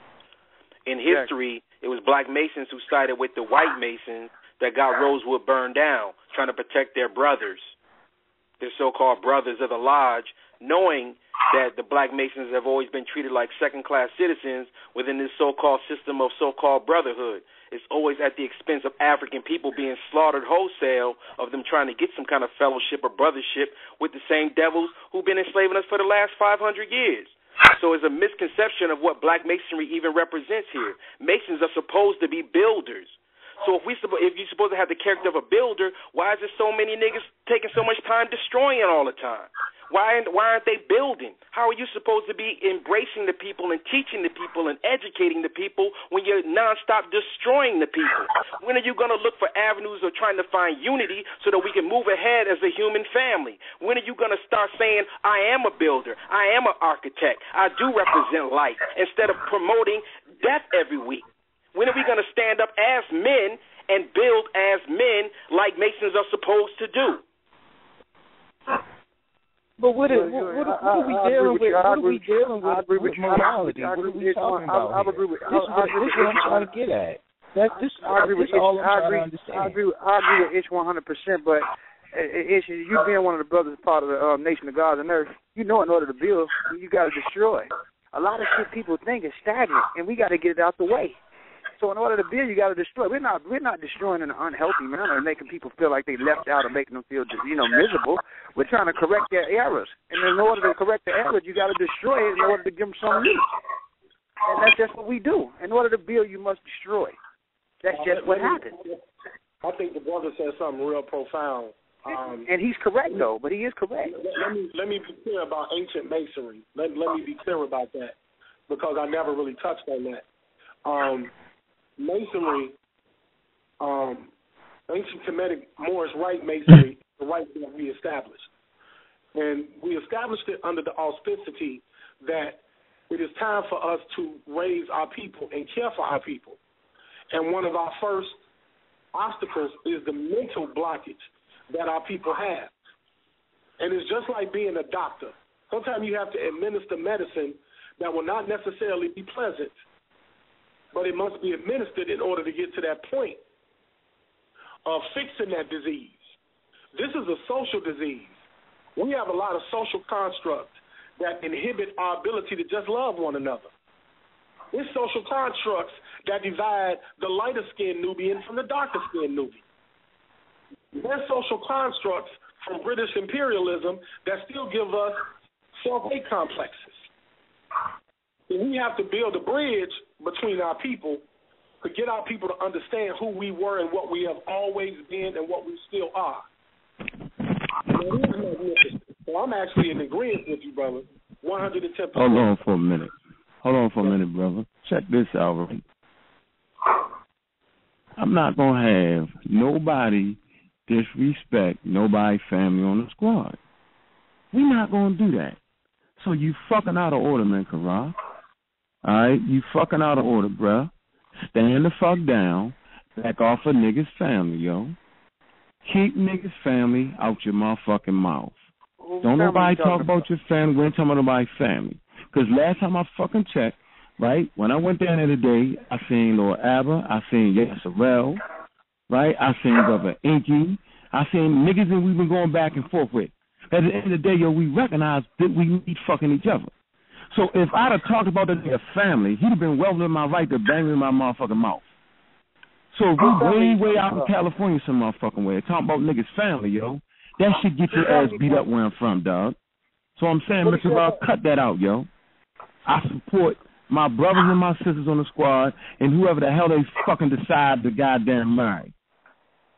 That's some bitch-ass shit, man, Karan, and you way out of motherfucking order, yo. Who family? You need family members out your motherfucking typing hand and cut the crap, dog. At the end of the day, we need each other, dude. I ain't gonna let you judge who need to marry what they married to. How get the fuck out of here, nigga. That's some bullshit, yo. Now that's what I'm talking about. We trying to have a conversation based off some masonry, something cool, calm. You know, Israel doctor come in like he's an authority on that shit. He don't know about no goddamn masonry. I'm saying you jump in with that crazy ass shit. You know everybody trying to build character and change our stance. Because I'm going to tell you, when I look them niggas in their face today, them niggas is really concerned for the community. But when we on the radio shows going back and forth, yo, man, come on, dog. But in real life, it's different, yo. In real life, I'm looking at Abba, this nigga 6'5", Yasharel 6'5", and I'm saying, damn, okay. But if I would have disrespected these niggas' families, then we would have been on some other shit. So come on, yo, you never know who the fuck you gonna see in these streets, dog. I'm not having niggas talk about my motherfucking family, dog. Trust me with that. You can shoot at me all day long, dog. But them ones, them eyes looking back at me when I come home, dog. Leave them the fuck about us, dog. At some point in time, we gotta have some kind of goddamn respect for us. See, I respect everybody else's family, so I expect them to respect my goddamn family. That's some old bullshit, yo. You know what I'm saying? You fucking uninviting yourself on that shit, nigga. Because I'm telling you now, yo, keep niggas' family out your mouth, dog. And you know you did wrong. You smoking on some crazy shit tonight, yo. Everybody calm down. This shit is real, though. I'm telling you now, yo, all that shit we be doing, at the end of the day, when we meet up with each other, yo, we got love for each other, yo. A show is a fucking show. And I'm telling you, yo, so to be talking about niggas' families going down a road that you can't fucking return, because I'm going to tell you niggas now, I don't talk about niggas' families, dog. I talk about the information in the individual. I try to keep it on the information, because I know I'm going to see niggas again. All right, so I'm saying, yo, cut that out, nigga. That's some soft shit you doing, yo. You just smoked the wrong kush tonight, bro. So that go for everybody, yo. Leave niggas' family out your mouth. This is a fucking show. Niggas ain't, trust me, it's a fucking show. Shit ain't that real on the show. Niggas is real tough on the show. So, you know what I mean? Y'all can go ahead. All right? Hey, what family? Talk that shit, man. Who family niggas is in the chat room that reckless shit, yo, and it's reckless, yo. And I'm not having no disrespect of nobody on the squad family, yo. I'm not having that shit, man. Some bullshit, yo. Everybody try to turn shit into some niggas up in panties getting wet and crazy because a nigga talking about masonry, man. This is a black man, yo. Started his own shit and niggas got a problem with that. Well, you know, family is he who family is he talking about? That's all. Look, man, he talking about niggas on the squad family, yo. And I'm saying, if you talking about a nigga on the squad family, you talking about my motherfucking family, because we family around this bitch. Trust me with that, yo. We build a family, yo, and I care about everybody's family on this motherfucker. As a matter of fact, I extend care about niggas' family listening to the show. Because niggas don't mean half that shit they saying.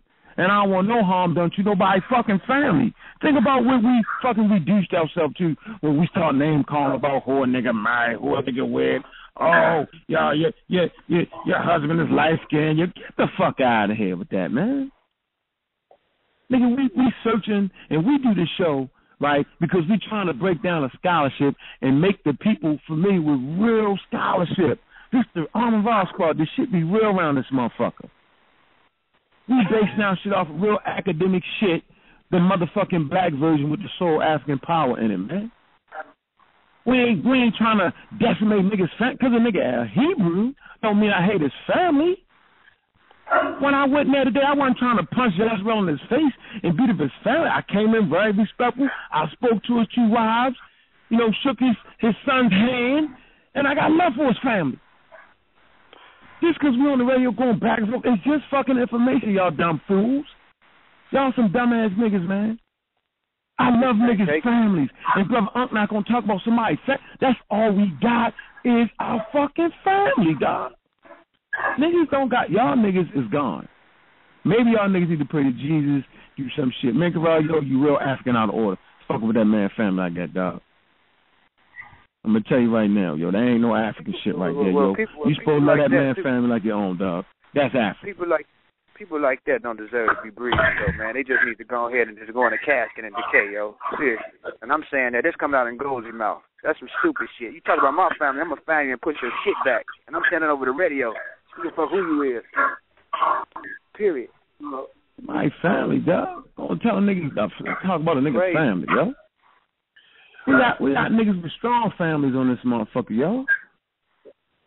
It's about family, yo. Last time I checked, it's about family. It ain't about who win, who lose. The Armor Raw Squad makes sure Africa keep its place in the world. But we're going to respect everybody's fucking family. If niggas is Hebrews, Muslim, Christian, and Jews, I'm going to respect their family. I'm going to respect his right to be a Muslim, Christian, or a Jew. I'm just not going to let you push that shit on me. I'm going to repeat what I just said. We're supposed to be building bridges. Okay? Done. You right, Ish. Build bridges. Work on the unity instead of the non-stop destruction of one another. It's beyond the love, sickness. not war. It's beyond the sickness. It's what's keeping us down. It's what's keeping us separated. We got to find avenues of what we can agree upon so that we can advance as a people. That's what was just said. But let me say this. I swear. I'm at 43 years old. Let me say this, and maybe I didn't say this in the very beginning, and I want the audience to understand this when I'm talking about Masonry. We are the first black lodge registered as an Egyptian Rite Lodge in the history of the United States. Registered as an Egyptian Rite Lodge, dedicated to Africa. We had to deal with the Scottish Rite, which had 500 years on it, the York Rite, the International Rite, and even Prince Hall Rite, which was not the first Black Mason. That is neither here nor there.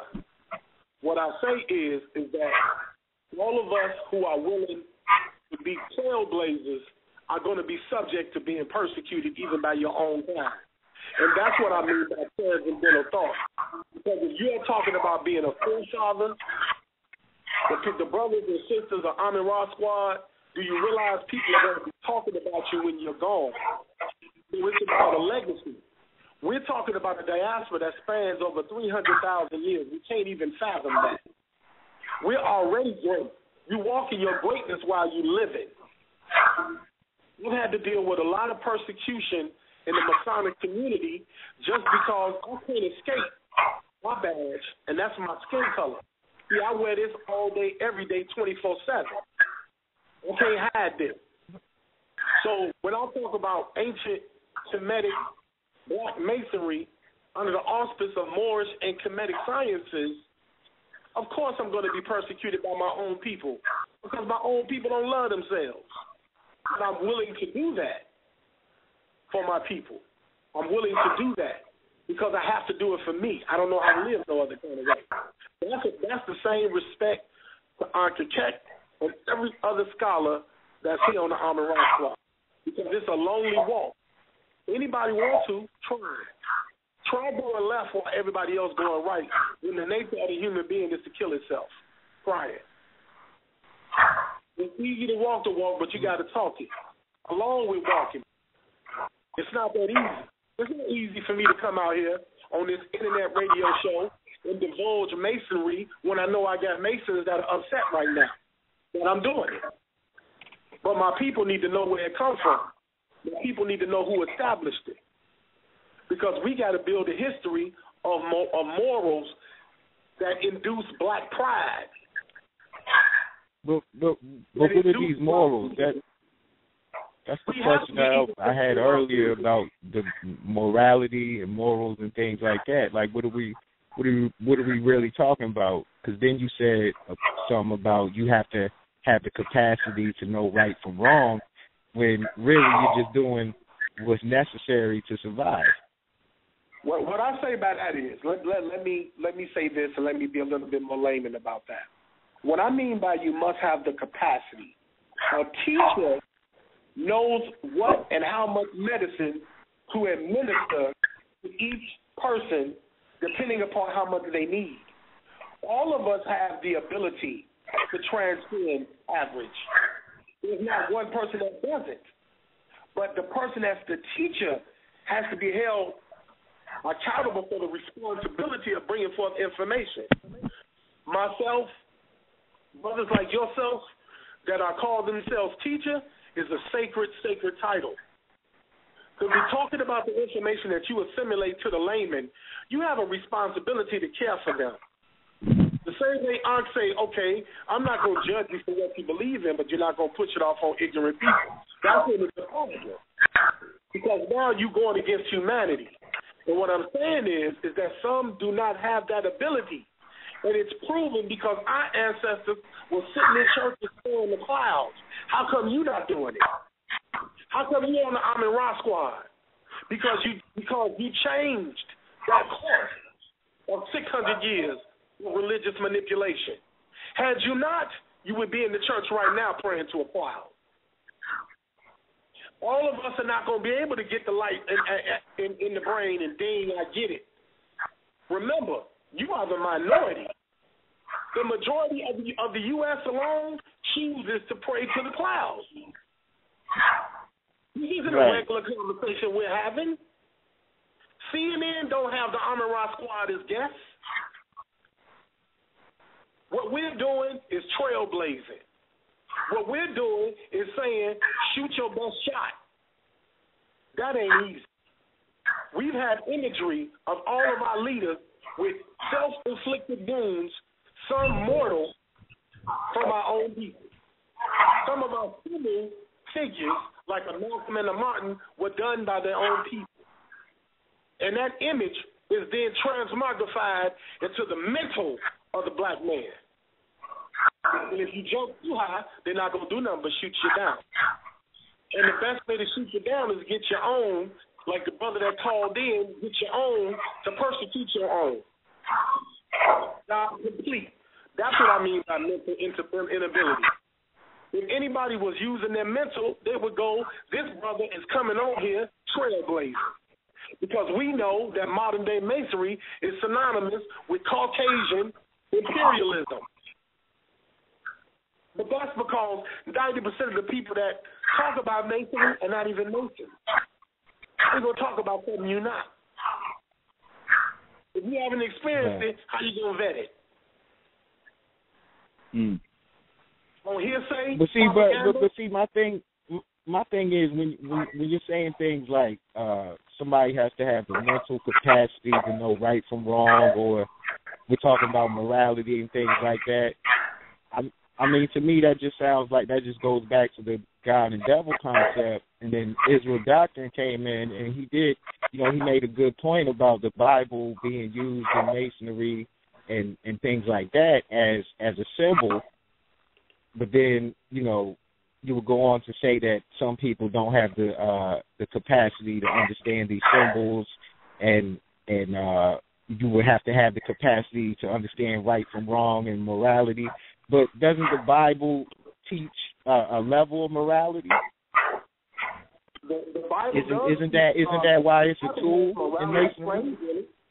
I mean, if you're asking my opinion, my singular opinion on it, the Bible has morality plays on it because it preys on its inception. See, the these stories in the Bible, you know why they work? You know why they work? Because they told you the Bible came from God. If they told you the Bible came from the devil, would those same moralities apply? It works. And that's the point I'm making, because that goes back to the idea of what's right and wrong. It works because it's universal. Let me ask you this question. Oh, man. If we looked at a lion and a lioness, and they give birth to cubs, is the lion or the lioness going to do something unmoral to their own people, to their own kind? If that cub is not the alpha male, he'll kill it. Oh, I see. And is something wrong with that? I ain't saying there's nothing right or wrong. I'm just letting you know that if it's not his, he'll kill it. So would you marry a woman and kill her child because it's not yours? That's animal instinct. That's what the Hebrews did. Y'all animal instinct, because Moses went to the land of Canaan and murdered all them people. Ishmael just told you trying to spread war, not love. You should embrace people more. I don't love your doctrine, and I don't care. I understand what Ish is saying. I have love for you as a human and as a brother, but I don't love your doctrine because it's poison. But all Hebrews or all Israelites are not the same, and you don't know one from another. Brother, I know who you are. I know who you are. You from here. You from Chicago. I know how y'all teach y'all shit like a church. It's totally different. But what I'm trying to say is, according to the myths, you just said something that appears to be wrong, but that's what your prophets did. They murdered people and kept babies alive. No, at the end of the day, we're talking about the text itself and what the text said, and we was talking about the morals of the text. It's universal to say thou shalt not kill, thou shalt not steal, thou shalt not bear false witness. That's universal stuff, man. Hold on, brother. Two people can't talk at the same time, man. I'm listening to him. Listen to him. Israelites, you should kill sometimes. It's written, it's a time to kill, it's a time to steal, it's a time to do different stuff. Right. You should kill sometimes. It's wrong to murder, but it's okay to kill if you have to. My thing is, it is a such thing as right and wrong. It's in Goldie talking. It's wrong for me to have sex with my sister because the genetics won't allow it to happen. My child won't come out all fucked up. Nature's letting me know it's not right. So if a person says no, there's no such thing as hold on, but listen, just because it feels good does not mean it's right, because the after effect of it, look what you're creating in the after effect, a big problem. It's a fucking problem that you're creating in the after effect of it. The aftermath of it is a problem. It's a burden. For example, as I brought up lifting weights earlier, if I'm working on my back, I have to pull. If I'm working on my chest, I have to push. So if I'm working on my back, how can I work on my chest when I'm pulling weight instead of pushing weight? It's a right way and wrong way to things, man. Yeah, we understand that, but in this day and time, you don't have to impregnate your sister to still have sex with her and enjoy the feeling of it. So you're trying to say, you're trying to use the fact that you will have a... Hold on, man. Let's move on, man. Where you at, Brother Jonathan? Hold on for a minute. Where you at, Brother Jonathan? I'm going to mute your line, brother. Jonathan. He must be not. Jonathan. But let me say this, because I believe you tried to cut me off. No, man, I'm trying to get Israel doctrine. What I'm trying to do is, man, no, I just can't do it every week. The reality is, man, we just hold on, Israel doctrine. I just came from a place where it was Yasharel, Minister Inky, Lord Abba, right? Okay. King Noble. And King Noble. And you know damn well it's hard for us to be in the same goddamn room, right? Think about this now. Think about what's really going on here. Right, but like you said, if we was in person, why would this brother come at me like that, not knowing what could happen if we was in a physical area with each other? But on the phone, it's your belief is bullshit, and I know what the hell you do, and coming at me all foul. You see what I'm saying? Respect. Number one, even if you don't respect the information, you should respect the man and never come at a man like that. You know what I'm saying? Israel doctor, I really wouldn't give a damn. If I was in your face, I'd talk about that shit in your face. I don't care. Hey, because you from Chicago, and Chicago said keep it gangster. That's cool. I ain't said nothing about Chicago. I ain't said nothing about Chicago. That gangster shit only goes so far, though, bruh. That's why people on the line disrespecting people's family and stuff. Black Ice. All right, this is what we're going to do, man. We're going to get off that. Israel, I'm going to put you on black ice for a minute, man. All right? Listen to the Amara Squad. All right. Look, man, this shit's real out here in these streets, man. I'm just trying to let y'all know that, man. So we need to really work on what we're doing. Relax yourself out there, Israel Doctrine. Come on, man. It's a show, bro. All right. It just is what it is, man. We'll stay in a circle on this, man. I'm trying to. Where you at, Jonathan? I'm right here. Yeah, bro. Right here. Right here. Let's talk about. Yeah, I hear you, brother. Let's talk about that piece of work that you put together, and it was very tasteful, and it was very, very educational, man. I want to kind of talk about that video a little bit. It was an excellent piece of work, and that's just how we need to start putting that scholarship down right there, right? And so it was a question in the chat room real quick, right? The question was, are the Hebrews, quote-unquote, the Hyksos? I mean, I think that just was a real bad mistake that the General Yohana made, you know what I'm saying, and you kind of cleared it up. You want to talk about it? I know my feelings on that subject. You want to kind of clear it up a little bit? Yeah, I could talk about my stance on it as well. There are a couple of different positions people take regarding the Hebrews being the Hyksos. As we see General Yohana equated the Hebrews to the Hyksos going off of the works of Josephus. And as I explained in the video, we know Josephus' works only survived. Basically, primarily, you can watch the video, but he gets the account from Manetho. Manetho never actually made this equation. It was Josephus who equated them to the Hyksos, and by doing so, he basically excluded them from being the Habaru or the Aparu or the Habaru of the who a lot of Hebrews like to use their imagery or their iconography from Egypt to say that those are the Hebrews. You see what I'm saying? So it's like a fork in the road, whether at the Hyksos and the Hebrew or Haparu road, and he walked down the Hyksos road. Now that's the worst error to make, as a lot of people point out, because it's clear, it's written all over the world that the Hyksos were a dynasty in Egypt. You know what I'm saying? So that's just a quick error. It's not even hard to illustrate. All anybody got to do is Google Hyksos. That's common knowledge in hymnology or what have you. You know what I'm saying? But I don't want to take too long on that issue in itself. Even the whole video illustrates everything. We at the point of anybody wants to refute any of the things that I said, we could pick up from there. But as far as what he said, a lot of it is just common knowledge that no one probably even had the time to address, and I just had a few hours on my hands, so I was like, let me hook up a video. I just want to stress just how what manner it was done in, man. You know what I'm saying? And I think a lot of people will really learn from that, man. You know, a lot of time that battleship shit is a little bit, it get crazy and get real heated.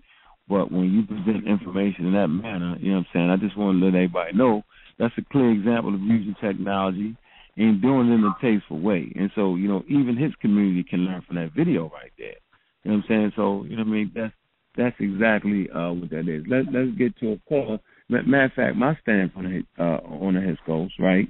I think that point you made about it's a dynasty ruling family, right? So if the Hyksos is a ruling family, right, for two dynasties, and it was then the Hyksos enslaving their own people. You know what I'm saying? Like that's crazy right there. Okay? And so, no, the Hyksos wasn't the Hebrews. Right. Even the slavery part ain't in their documentation. That's only coming out the Bible. Right. So really the Hyksos came in. They just came in and overwhelmed the population, just like we could equate that to Europeans in hip-hop right now. You know how they just flow in, rush in, then all of a sudden they the pharaohs and that shit. I mean, it's the same thing as the Hyksos dynasty. That's how I look at it. But regardless, as far as saying, I mean, he made so many points, we shouldn't even waste so much time. I mean, I ain't going to call it waste time, but, it's kind of like it got smashed out like a little brush fire, like real quick, like, you know what I'm saying? So it ain't too much to say. Right. I just want to make a comment. You showed some pictures of the Hyksos, right? Now, I just want to make everybody aware, right, and it's well documented, that the Hyksos themselves didn't bring in any statues. They didn't carve any statues of themselves, right, and they wasn't reading and writing. So any writing that was done, right, was transcribed on those statues, meaning they took the statues from other places in Egypt, right? And they brought them there. Okay, they themselves didn't do any portraits of themselves. So really what you're looking at, you're not looking at the Hyksos. You're looking at Egyptian statues. I just want y'all to know that for the record, so we don't get that twisted. Oh, look at the Hyksos, look at them. They black and the Hebrew. No, stop it. Okay, this is for the record, right? That can be proven and verified. The Hyksos did. They took statues from places in Egypt, right, had their names transcribed on the statues. You know, bad enough, Egyptians do that too. They'll take statues and take names off and put it on there. And so the Hyksos did the same practice. So no, that is not an actual depiction of the Hyksos, the foreign rulers. That's what it is. They call it. The name really means those foreign rulers. Okay, no, that's not them. That is the statues that they took and brought there and had their names transcribed because they could not read and they could not write, and they sure as hell wasn't doing any sculpting. All right? So, all right, that's what that is. All right? So, let me get this call real quick, man. Where you at? 215, your line is open. 215, your line is open. Peace. What's going on, Brother James? What's going on, brother? Talk to us. Yeah, I just, I came in when Israel Doctrine was talking about that, the Bible, whatever, that morality. I just wanted to comment on that. Go ahead, brother. I mean, you could look at it from the aspect of the stories of the Bible. I mean, you can learn from the stories of the Bible. You can't deny that shit. So, there's stories in the Bible that you could say, well, it's kind of like Aesop's fables. Aesop's fables, you can learn some shit from it. So, from that aspect, I agree with Israel Doctrine. Like, if you read the story, but you gotta get out that dogmatic mindset. Read it just like a fucking book. It's a book. I mean, you can learn some shit from the stories. They ain't got nothing to do with God and, all that other shit. Just, just look at it like, as a story, you can learn some shit.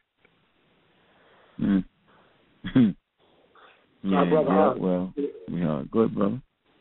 Can I make a comment as Brother Consul? Yeah, good. Oh, you know what I left on the whole. You just, brother, what's your name that's calling in? Yes, Brother James. You just validated what I said. And once we got past the emotional blockage, a person tries to keep the world on their shoulders by want to be the voice for every single Hebrew Israelite on the planet, and then you get emotional, so you want to defend something you know nothing about. That's a dogma. When we defend a God contextually in the Bible that we know nothing about.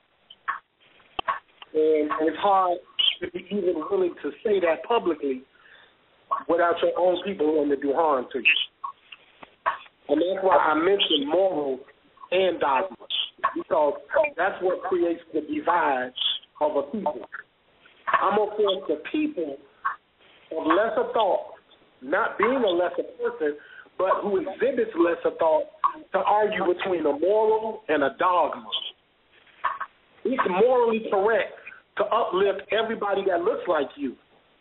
It's morally correct to know that coming from my mother's womb is more sacred than any God. It's morally correct to say that me being a black man, I'm going to uplift my black people. But it's dogmatic to say I'm going to believe in something I can't see. I'm going to argue something as if I'm the spokesman for every Hebrew. I'm going to try to justify the existence of Hebrew and black people in unison, when they're two different people. In fact, actually, they're not. But because you're afraid of being a trailblazer and protector of your people, you rather bring your people down. And that's exactly what the Bible exemplifies. Those who know where the Bible comes from deal with the concepts of the Bible. Where did it come from? We're not going to argue about no scriptures. So I'm not going to argue about the stories in the Bible when I know the Bible is mythological. Mythos, it's a byproduct of philosophy. Mythology is a child of philosophy. A philosopher put the Bible in the layman's terms to affect people's mental demographically. Now, if I say that, what furthermore is there to digress about it if you can't prove it's not true? If you can't apply common sense to the Bible, it will be valuable. How are we defining moral? I'm sorry? How are we defining what's moral, or the word moral? How are we defining that? The term moral alludes to natural. Well, yeah. But we naturally amongst one another. Naturally, we don't want to hurt each other. Naturally, a human being don't want to hurt another human being. Naturally, we should not be in a disposition to want to engage with other black people in a harmful way. But when you add dogmas to that moral, even the definition of moral becomes distorted. Because morals have things to do under the constraints of ethics. What is down is what is moralistically defined. For somebody to say morals, where does moral come from? Ethics. What are ethics? How you view, how you value another thing. Now you have to put in the mix, when we start talking about morals, understand we've been influenced by religion for this many years. When you put religion in the midst, and I said this in the very beginning, the element is faith. I said this in the very beginning. I said faith was infused into logic. And faith and logic don't belong with one another. How you gonna tell somebody logical to be faithful? Right. Oh, hey, faith, brother. Keep your hand in that fire. It ain't gonna burn. You have faith. But moralistically, you like, dude, it's gonna burn. Now, ethically, you ask yourself if you're willing to be burned on behalf of faith. That's a thought process. 1, 2, 3. That's how the brain works. You got all these battles going on in your mind. And if that mind has been distorted, you're not going to be able to place the same logic where it needs to be. Henceforth, the technology called God. That is a technology that is used to manipulate the mental capacity of a human being, because there's nothing greater than a human on the planet or universe. And the only way to destroy that human being is mentally. That sounds like Scientology. Well, I'm going to throw a dogma at your ass. I'm going to throw a dogma at you. Your grandma said read that book. How you going to argue with your grandma? Fuck the Bible. How you going to argue with your grandma when she tells you to read it? That's the dogma. All right. Where you at, Larry? Bible on the porch. What's up, Rob? We got 90. Hold on. We got 90 seconds for y'all to call in. Call number 347-857-2055. That's 347-857-2055. My fault, Larry. I wasn't even running the switch, brother. What's up, man? Black African Power. What's up, man? Peace. Black African Power. I was listening to the brother. The brother make a lot of sense. I don't use the titles, but I do make a lot of the same points. The videos that I make, the commentary that I provide for the beat structure that I produce. The overarching problem is that we're so divided by these particular camps that people don't listen. Israel's doctrine is not listening to you, man. He is not listening to you. You know what I mean? That's why he keeps giving you back what you trying to give him, but he trying to twist it to make it fit the paradigm that he's looking through. He ain't listening to you. He hear you, but he ain't listening to you. You know what I mean? That's the problem with religious people. They ain't listening to you. They think they right. See, when you start from the wrong position, your logic take you right back to the wrong position, and you think it's the right position because it's where you think you're supposed to be, logically. He ain't listening. That's just an observation. I have a comment, or at least a question of kind of how I perceive what he was saying. I think the brother was saying, I used in the chat room an example. I said that Nat Turner used the Bible, and we talked about that like a couple weeks ago, about how they ripped out the New Testament, the Bible that's in the museum. We pretty much all here agree that the Bible is used as a tool, of trapping our people. I do agree with that. Mm-hmm. But in the same token, it's the book that has our people. So we have to be able to understand how to, other people can use it as a tool also, not just the lodge. It can be used as a tool to help transform people's lives and then unify people. And you know how they say don't throw out the baby with the bathwater. There are things that you can find within the book, because it's a book that got us through slavery, through many of these years of the process of slavery. We're here today based upon many of the principles of that book. So there has to be some value of what we can find in it in order to say, look, this is what you can do and this is what you should not do in order to fall for the same tricks or the same type of enslavement. So I'm just saying that, I don't think that what he was trying to say was so overly disrespectful. He was just trying to give his perspective of how he can use the Bible as a tool, not just the lodge. Yeah, I mean, anything could be used as a tool for liberation. I think that that's the unique thing about the Bible and Christianity and as practiced in the Western nations and within the United States. You got to understand that the people that were giving you Christianity were Protestant Christians. So they was people who broke away from the Catholic Church, and they got a false interpretation of Christianity. So you have people who were given a false interpretation of Christianity, giving it to their slaves, right? It's not Christianity. It's a form of soteriology, the study of salvation. So when you go to a church, right? When you go to the church, right? Ask them something in the Bible. They don't know the Bible. They know that Jesus is going to save their ass. That's what they know. You know what I'm saying? They don't know the Bible. Like, you know what I'm saying? People on this show that come on regularly know more the Bible than a person that's going to church every Sunday. They don't know the Bible.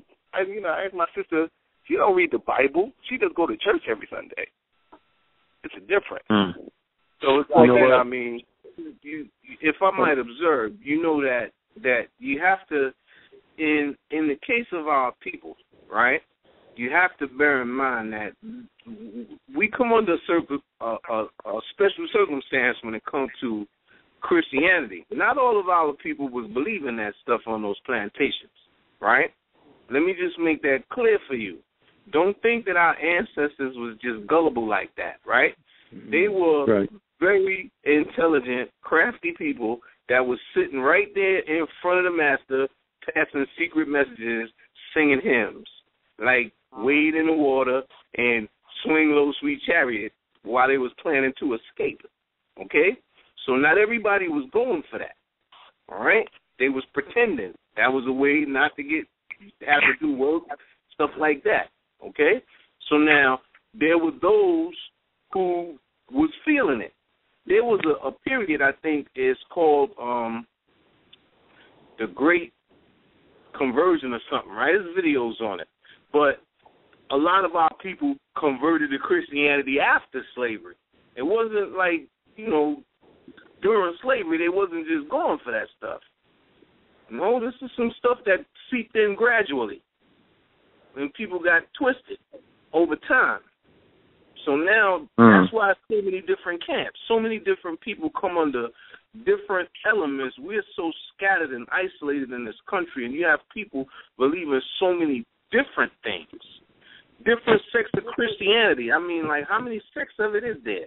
Jehovah's Witnesses, Protestants, Seventh-day Adventists, Baptists, Catholic. Our people are all the fringes. Rastafarianism, Hebrew Israelitism, I mean everything. Our people belong to everything. You can believe, they believe it.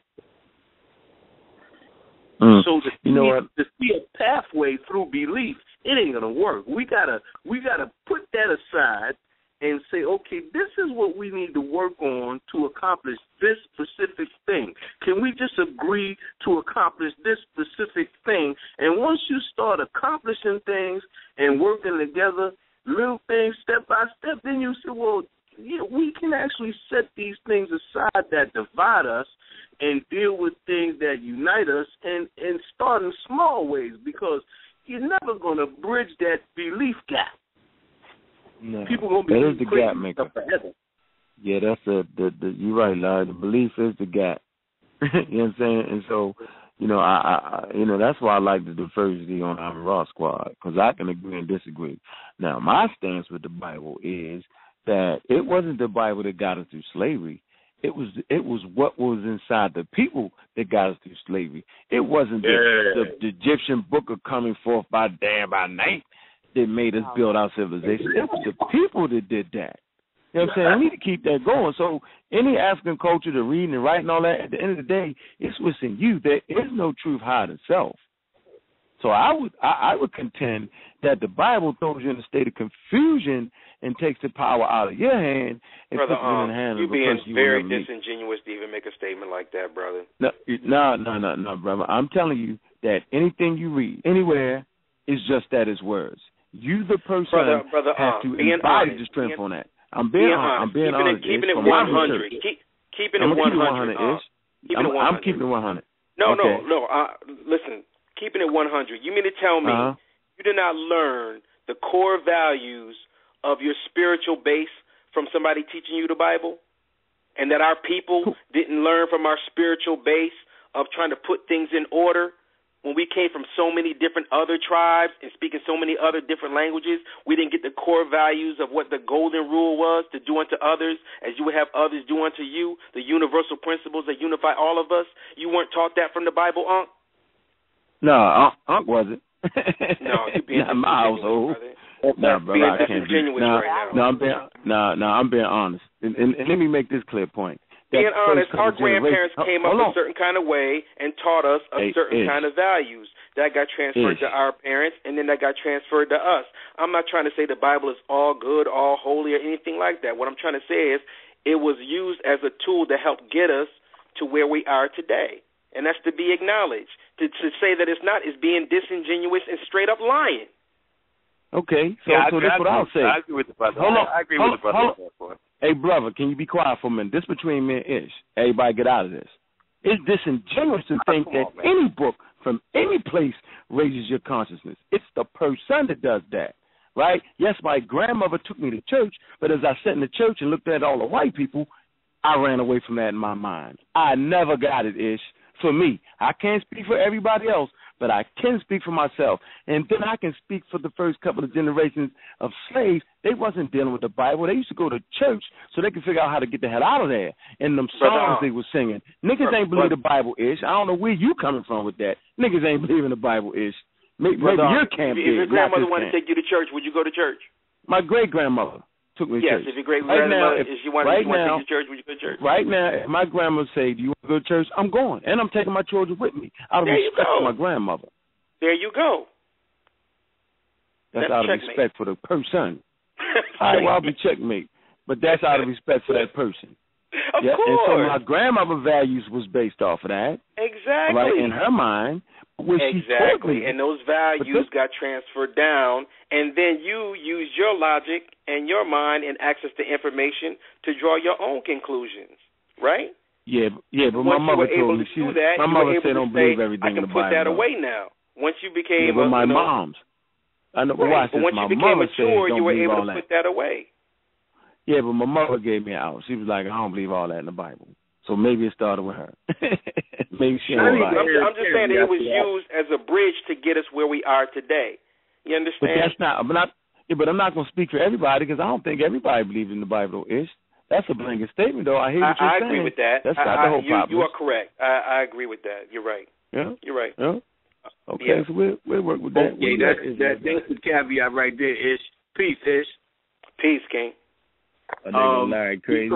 He always trying to because I wanted to point out to you that, you know, some of our people, they was looking down on others of our people who wasn't believing, and it created a schism. That's why they was looking funny at Ray Charles when he took the church music and put his words to it. Well, I mean, he was in a juke joint with liquor playing church music. I mean, that's the reason why. I mean, that's why they was looking at him funny. no, he was changing the words, singing about doing things. You know what I'm saying? Yeah, I mean, they in the mood for twerking, and he up there bringing the church in there. That's the last thing they want to hear. But my point is that our people retain the character that they've always had. The way that we are now is the way that we were then. We were just like under the gun a little more. But the spirit of the people remains the same. So when you see our people in church on Sunday, and then you see them out of church, and you say, they ain't no Christian, that's our people. Absolutely. Then and today. Absolutely. Like they wasn't. You know how you say you into something and I'm a Christian, but man, you ain't no Christian. Get out of here. James just told y'all about that though, and as far as y'all speaking on me, like I said, I came in the spirit of peace, and all I was saying is, hold on, brother. Don't make us black icy right quick. Hold on, just 1 second, brother. I'm just trying to say this, brother Larry. I agree with you on that, but I mean, under the same token, we got patah pimps too, brother. Yeah. Okay, so don't make it sound like we ain't got the patah pimps. Well, no. Well, brother, listen. Brother, you know where I'm coming from, right? Where I'm coming from is I'm not mythological. I'm a realist. I deal with reality. The only ism in me is realism. Okay, so if it's not real, I'm going to listen. I'm going to say that's not real. And I'm going to disregard it. You know, religion is not real. It's not real. The concept is a man-made construct, and it exists for a purpose because in order to accomplish things in societies, you need to motivate people, and people are spooky. How you motivate spooky people? With a spooky story. Right, but once again, it's just a tool. And it's a tool also to help government. Now, when you speak about the nation, this and that, when you speak about a nation or whatever, you need governing laws and stuff. You got to deal with civilization, you got to be civil. You got to have civil laws and stuff. The Bible have those moral codes. That's what the United States call themselves, building thou shalt not kill and this and that, or we going to put you in jail and stuff. So at the end of the day, we talking about a coded moral system. And everybody uses it. Ishmael did a good job of showing that. Our parents or great-grandparents learned certain morals and codes through the Bible. And then they use it today. They didn't learn not to eat pork through the Bible, and we could go to science now and see that's why we got high blood pressure and stuff, because we eating this swine and this pig. So at the end of the day, there's stuff in there that you can use to build, and there's stuff in there you could destroy or use to destroy. And any information or tool out there can be used as that. The same thing as a gun. You could kill people with it or you could defend yourself. And if y'all call yourselves scholars or knowledgeable at all and y'all don't understand it, you don't understand a damn thing. And that's sad for black people to run around think they know shit and don't know nothing. Hey, Israel Dot, all right, man. You get the no belief with the whole Bible thing. He gave you a I'm just saying, it's a tool. If you don't know that a tool, if you don't know a tool could be used for whatever you will it as, then you don't know how to build yourself, or you don't know how to build a community because you don't know how to use a tool. Hold on for a minute, Israel Dawkins. Hold on. I will concede. Listen, I will go with you as a Bible being a tool. Only if you agree with me that it's literature. You know I agree that it's literature. I say you can call it You can call it mythology. I ain't got no problem with that. But the thing is, we don't sit down and deal with this. So hold on. We need to know how to work the tool. I know. Hold on for a minute. But this is what I'm saying. Why in the hell do black people it's 2014 now. What is it in a tool, right, that's created outside of your motherland that we think that is the only tool? See, that's my thing. See, everybody on his phone, right, I got like 10 Bibles, right? Different languages, different things, right? But I refuse to make the Bible the only tool. The Bible by itself is very weak. Listen to me. The Bible by itself is very weak. You have to triangulate that thing. Okay? Right, just like the Quran. Let's not leave the Quran out neither. Hold on. Let's not leave this Quran out here too. Let's not leave all the texts out, right? Okay, so we recognizing that. Well, you know what I'm but saying? let's use all the tools. Text, that's my point. Yes. No, the thing is that the text coincide with the culture. You know what I'm saying? People have been, in America, have been cultured into believing certain things, or a form of moralism, so they are more susceptible in following the Bible. And if you try to bring an African culture into somebody that is not, African-centered, then it's going to be an issue. They're gonna call it, they're gonna call it savage. They're gonna call it, immoral, because their culture do not coincide with that. Yeah, but let's look at the Bible dealing with. Hold on, Israel Doctor, watch this for a minute. Hold on. I think what Ish is saying was it was all we had at a point in time. Now, that I won't deny. At a point in time, a lot of people ain't know about African codes and morality or chemistry. I mean, seriously. Like, I remember a time I didn't even know it was something called the law. Either was a book called. What did you say you didn't know it was something called what? I said the Quran or Allah. First time I heard the word Allah, right, was when a brother from the nation of Islam said Allah. I'm like, wow. Oh, name Allah. I said, boy, get the hell out of my house. I forget that. But, okay, so I get that. And so for some people, for a lot of people in America, the Bible was between. Okay, and that's the truth. What I'm saying you're kind of breaking up. Can you hear me now? I'm still breaking up. Yeah. You good? All right, listen. Okay, I'm saying in 2014 now we recognize, right, that that's not the only moral code. We got a lot of brothers putting down a history, and now we can look to a whole lot of other things besides trying to refigure out a book that people use to enslave us. We don't want no more part of that. Let alone niggas don't read it anyway. So we understand that there's a moral code that predates the Bible. There's a moral code that's outside of the Hebrews. Like the Hebrews don't hold the standard on. They're not the standard bearers for morality code, and it's been sold that way for a long time, Israel doctrine. That's all right. That Knowledge can't is power. Be the gold Knowledge standard. is what we need. It's not the gold standard, knowledge brother. is what and we I hear need. You. Right, but it's not the gold knowledge standard. is what we need. That's the golden standard in the Bible right, itself. But that's not the gold standard. Knowledge. It's not. I know, but that's not the golden standard. You a fool. I think once again, the culture. Like I was at a funeral.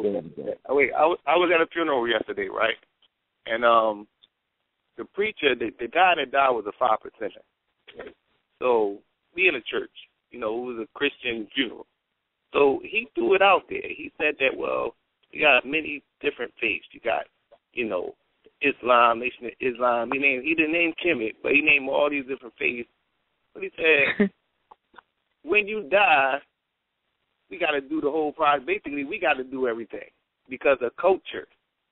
Until the culture change, people going to follow the Bible. People going to follow the Quran. I mean, it's you know what I'm saying? So, like an example of what I'm trying to say, the culture of the people got to change. If they don't change, then they're going to go back to their traditional way of doing shit. Or, what they've been accustomed to doing. You know what I'm saying? And we live in a nation that's based off of, quote-unquote Christian values. You know what I'm saying? And we got a legacy in the church. I mean, I don't follow the church. I saw that home in the church. But you know what I'm saying? But it was something being missed. Hold on, Israel Doctrine and Gozy next. Hold on, bro, and Gozy next, man. I just wanted to say I missed a lot of stuff, but I just wanted to say I just got back on the phone. I just wanted to say a lot of stuff, man. A lot of those I hear a lot of people saying that Christianity was used as a tool to enslave our ancestors. First of all, we need to study Europe outside of Africa. They created that book, especially in 1611 A.D., to keep them people in order. A lot of the people in Europe had insane asylums. They started using it as a tool to control them first before they even gave it to you. That's what we need to understand. The same thing with the Quran. We need to study pre-Islamic Arabia. The people in Arabia were savages. Muhammad never exists. They only created that book to give those people a moral construct to keep them in order because they was fighting against the Byzantine Empire. That's what the whole beef was about. And you need to study the Bhagavad Gita or the Rig Vedas. That shit was created in India to keep the people in order. If you study the Harappa civilization, they had no Bhagavad Gita or no Upanishads or no Rig Vedas. All that shit was created to keep the citizens in order. Even when you study the 42 precepts of Ma'at, yes, it's moral, but when you start saying, I have not stolen from God, I have not polluted the waters, I have not denied the king, those type of rules, that should let you know that it was created to keep the people in order. Because human beings have a natural instinctive nature to do things outside of the social programs that's given to us or presented to us. But we need to start studying these places before they even get into contact with Africans. Because it wasn't created for you. It was created just to keep people in order, period. So the reason why they knew it was a good tool to use on you because they used it on themselves first. The same thing with the Quran. Well, you want to add something?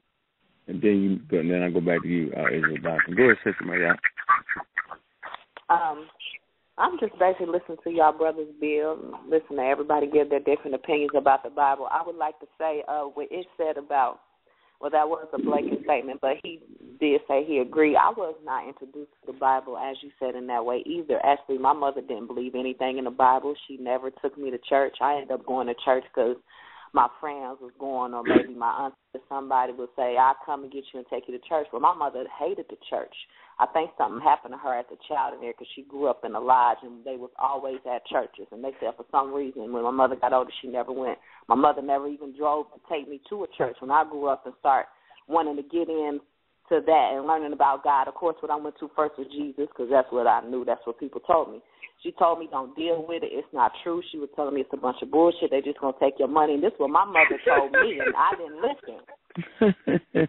And I went against my mother and said, well, you know, I said, Mama, you the devil. You don't believe in God. And I was real hard on her. But as I got older, you know what I'm saying, and stopped smelling myself and actually listened and seeing what she was saying, I realized what she was saying. So, no, our black families did not grow up on that book. I tried to grow up on it, but I just couldn't do it. Sister Jacqueline. Sister Jacqueline. Yes. You want to add something to that, sis?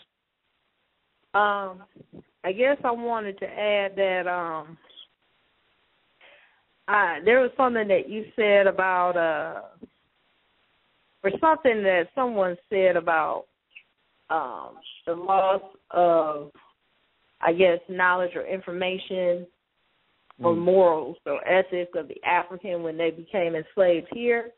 And I'm just saying that our traditional customs, our morals, our ethics always remain with us. And I think we have to realize that just because we may not be consciously aware of what we're doing, there's something in the subconscious, or some people will say the genetic memory, or things that are passed down through your ancestors that you see them do, that's passed on to you and that you do. And so the African was never truly just totally lost, because if the African way it was totally lost, or if the morals or ethics or whatnot that came out of that land was just completely wiped out, then our ancestors wouldn't have been talking about hoodoo, roots, and voodoo right here in the U.S. of A. You wouldn't have had Santeria in Cuba. You wouldn't have these ongoing traditional African systems in some form continuing on in the Americas. So none of it was completely lost, because if it was, then we wouldn't be on this phone discussing what we're discussing right now. Great observation, sister. And so that is my viewpoint. And I do agree with Anka Cat when he said it's within yourself, it's the people, it's the person that drives you to want to know more and to do better and to obtain truth, to attain knowledge, to obtain wisdom and understanding. That is truly internal. I had that ever since I was a child. I didn't need to read a book to tell me that was something that I needed to do. That was from my own will, from my own motivation. And that's my piece on that. Mm-hmm. Okay. Can I add something? Hold up. It was Israel Doctrine turn. Okay. Israel, let me add something real quick. I think we overlooking the social dynamic of the people as well, right? Because, you know, they use those constructs as like social controls. The ones that was in the church, the ones that was running the church, whether they was appointed by the master or after, when they started getting power bases, that became a form of social control. People who belonged to it, their status was a little different in the society. That's the whole thing, society here. Okay, New York, Chicago, big cities, right? Small towns in the South and stuff. You know not to go to another man's town or go to the other part of the neighborhood where they have another construct and try to evade their territory, talking and disrespecting them. You will get beat up, ran out of town, shot, killed, murdered. So it's the same thing in the conscious community, truly. Everybody know everybody got a doctrine or a teaching or a belief system or whatever it is, even if it's atheist or whatever. You should not go into another man's house and not wipe your shoes, you know what I'm saying, and be respectful. That's how we get peace in this whole thing. And if you're going to build something, that's the first thing you need to build. Then you can sit down and have a dialogue with each other. If you're not trying to do that, but you're going to disrespect a brother or sister, soon they say something, not trying to hear their knowledge or hear what they're talking about, then you're not trying to learn the person that you're dealing with, and you're not trying to learn how they think, and you're not trying to correct whatever problem, because you will not know what the problem is if you don't hear them out. So, like I said, people can call me whatever. I'm cool with that. But I'm smart and intelligent enough to know that without a Bible or anything, that at the end of the day, not to go wearing red in the Crip neighborhood and not to be wearing blue in the Blood neighborhood, or not to be throwing up folks of vice look, throwing up my little signs in the wrong neighborhood, right? So our natural environment teach us these things anyway. But when it comes to saying, well, let's get these books out and let's get intelligent, we act like we don't understand the fact that I shouldn't say, oh, man, you a bitch for believing that. Oh, man, you got some shit, and disrespect another person. Like, if we was in real life in front of each other and we was on some gangster stuff, we know guns would come out, this, that, and the other. That's what's the matter with the black community right now in this country stuff. Everybody want to shit on the next man, and that ain't cool. On the internet. I don't try to do that. They want to do it on the internet. You think that's what it is? Yeah. Well, that's why I respect what you said today, because people in the chat room was talking like, oh, Unc was scared of them once he got in faith. Nah, that's just respect of another man. Unless you just want to set it off on sight, you don't get into that type of shit. And we all come from the hood. We know that stuff. Israel Doctrine. But the thing is, brother, people can't get upset because people don't believe in their doctrine, or they, you know what I'm saying? People will say plenty of times in my face that they don't respect Kemet and this and that. I didn't hear people say Kemet they were drag queens and all types of shit, and I laugh about it. It's information. But if a person that petty to get mad because somebody say, fuck your doctrine, and you want to get mad and split up, something wrong with you psychologically. Nah, man, hold on, let's talk right quick. Hold on, let me finish, bro. You ain't let me finish, bro. Let me finish. This shit don't belong to you or me anyway. You got your own beliefs, and I got my own beliefs. A person got a right to say what they got, what the hell they want to say. Ain't nobody disrespecting you directly. They saying that the beliefs that you have we is don't stupid. own no blocks. But if you come and say fuck your block, you know it's on. You from the shot, you know that shit. Don't even act like you don't know that shit, man. But the Israel doctrine. But listen though, bro. You ain't getting no money off the Israelite shit, and I ain't getting no money off no Kemetic shit, so I don't give a fuck about it. It's the belief. At the end of the day, if I say fuck your favorite rapper, you will get mad. If I say fuck your favorite rapper, you'll get mad. So you don't come to me. You don't come to me like that, brother. Because I ain't never came to you like that. Like fuck your Kemet or this, that, and the other. Hold on a second, Doctor. Hold on. My favorite rapper is Kendrick Lamar. If you say fuck Kendrick Lamar right now, I don't give a fuck about that dude. He ain't paying me. They don't give a fuck. They don't get mad if you said fuck Kendrick Lamar. That's my favorite rapper. You sound stupid, man. That's what I'm saying. You talk crazy, man. No. You know it's like that, man. You know it's like that. But people hold you to them. Well, you got weak people out here. That's what I'm saying. You ain't finna just go on the street and find if that's the case, you that brave, go find the first Israelite camp or the first church and go in there and tell them fuck theyself and see how they react to that. You're not going to do it in real life, so quit playing gangster shit all over the phone. Everybody, hold on for a minute. Everybody chill for a minute. Watch this. Truth is, man, Israel doctrine, you don't get out enough. Because if you ever met me in real life and met, you realize, it's all good. If you ever met in Gold, I met you in real life or not, if you keep, every time I talk to you on the phone and hear you and see you on Facebook, you talking shit to me and telling me fuck me. When I see you, 9 out of 10, I'm gonna be wanting to put up some shit up out your head. Listen what I'm telling you. That's a man. That's your bro. Israel doctrine. Yeah, you need to fix that Israel doctrine. Don't nobody say fuck you. We be saying fuck that bullshit you be kicking, because you don't pay attention. Man, it's a learning group, and you refuse to learn. Y'all know in black communities, everybody on this line know that's how it goes. That's just why you just got to saying don't say something. Don't say nothing about we're not somebody. Talk about each other family, yo. That's all I'm saying, bro. If a man talking to you and then you call him a bitch or this, that, and other, you know that stuff disrespectful when a man gonna respond to that a certain way. Why we keep equating scholarship to some gangsterism? That's your first flaw. You keep equating scholarship to some street gangsterism, and that's horrible. I mean, just let's go in the European academia. When they debating, they don't be nice to each other. They be talking about the guy on the. They might be a lot more articulate, but they beating down the other man's theology. I agree with you that we need to find some grounds to stand on, but you can't be sitting here talking about if I see you, it's on. Ain't nobody intimidated. You're not about to keep no words out of nobody's mouth. Like, you know what I'm saying? Yep. By doing that. So automatically equating scholarship to gangsterism is petty anyway.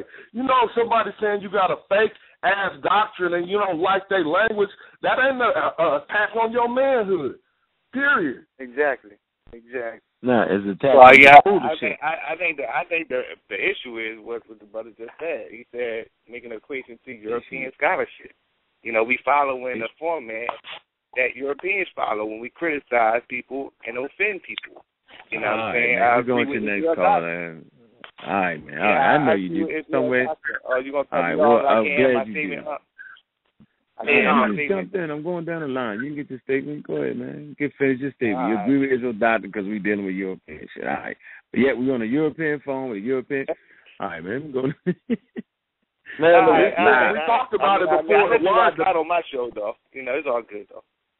Man, the word debate means beat down. The word debate means beat down. So if you in that forum, that's what it's going to be. You know what I'm saying? We want to, I don't want to misuse the term or nothing. If we want to shoot powwow or whatever and just not have any type of conflict, we can't even talk about these issues. Listen, because we got differences that ain't worked out yet. You can talk about the issue, but you can't be like, well, fuck your doctrine. Or your I mean, it's going to be offensive. Yes, you can. No, I agree with you. I'm gonna be honest. I'm gonna be honest with you. Hold on, I'm gonna be honest with you, bro. I'm in Chicago, and the brother Israel Dotson was in Chicago. If I was to see that brother in my face, I would tell him in his face, his doctrine is bullshit. I don't give a damn, but I will respect him in the sense of he's a brother and communicate with him healthy. But I'll tell him, dude, that shit you believe in is stupid and it's bullshit. And if he get mad at me over there, something wrong with him, Bottom line. You know the difference is, I think you gonna go to a person, right, and tell them that they believe is bullshit, and then think that that's not disrespectful.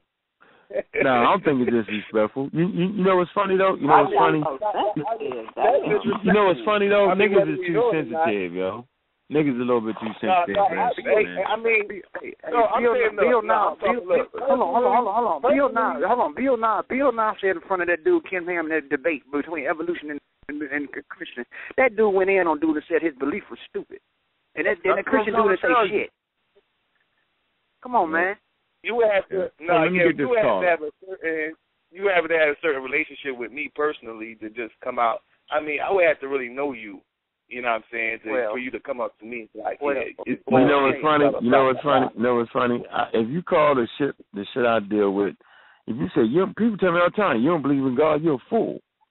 I swear I don't get mad when I fight. I just beat them up with the information. And some people, but some Hebrews they think that's their well out, that's their culture. So when you saying fuck that or fuck the Bible, they really think that's like some zealot type shit though. But I know what it is, yo. Hey, I done heard Hebrews call innocent women bitches in their face, man. Yeah, all day.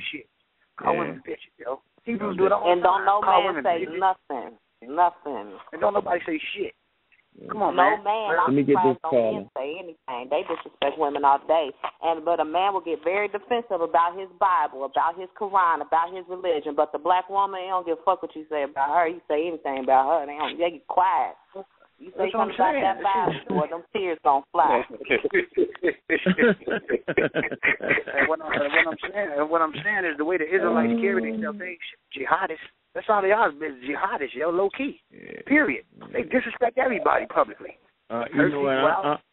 Not all of them, yo. Like Yasharel, yo, the young brother. I must admit. Different. He different. Because the young brother brought us all together under one roof, man. He put that together, man. The young brother, he took the little bit of fame he got, based off of the platform we gave him. See, this is what y'all don't understand. We gave Yasharel a platform. And in giving him that platform, it gave him the ability to go ahead and debate. Ain't nobody know about Yasharel or what he was doing until I went to his temple. Let me make this point to him, Gozy. Let me make this point.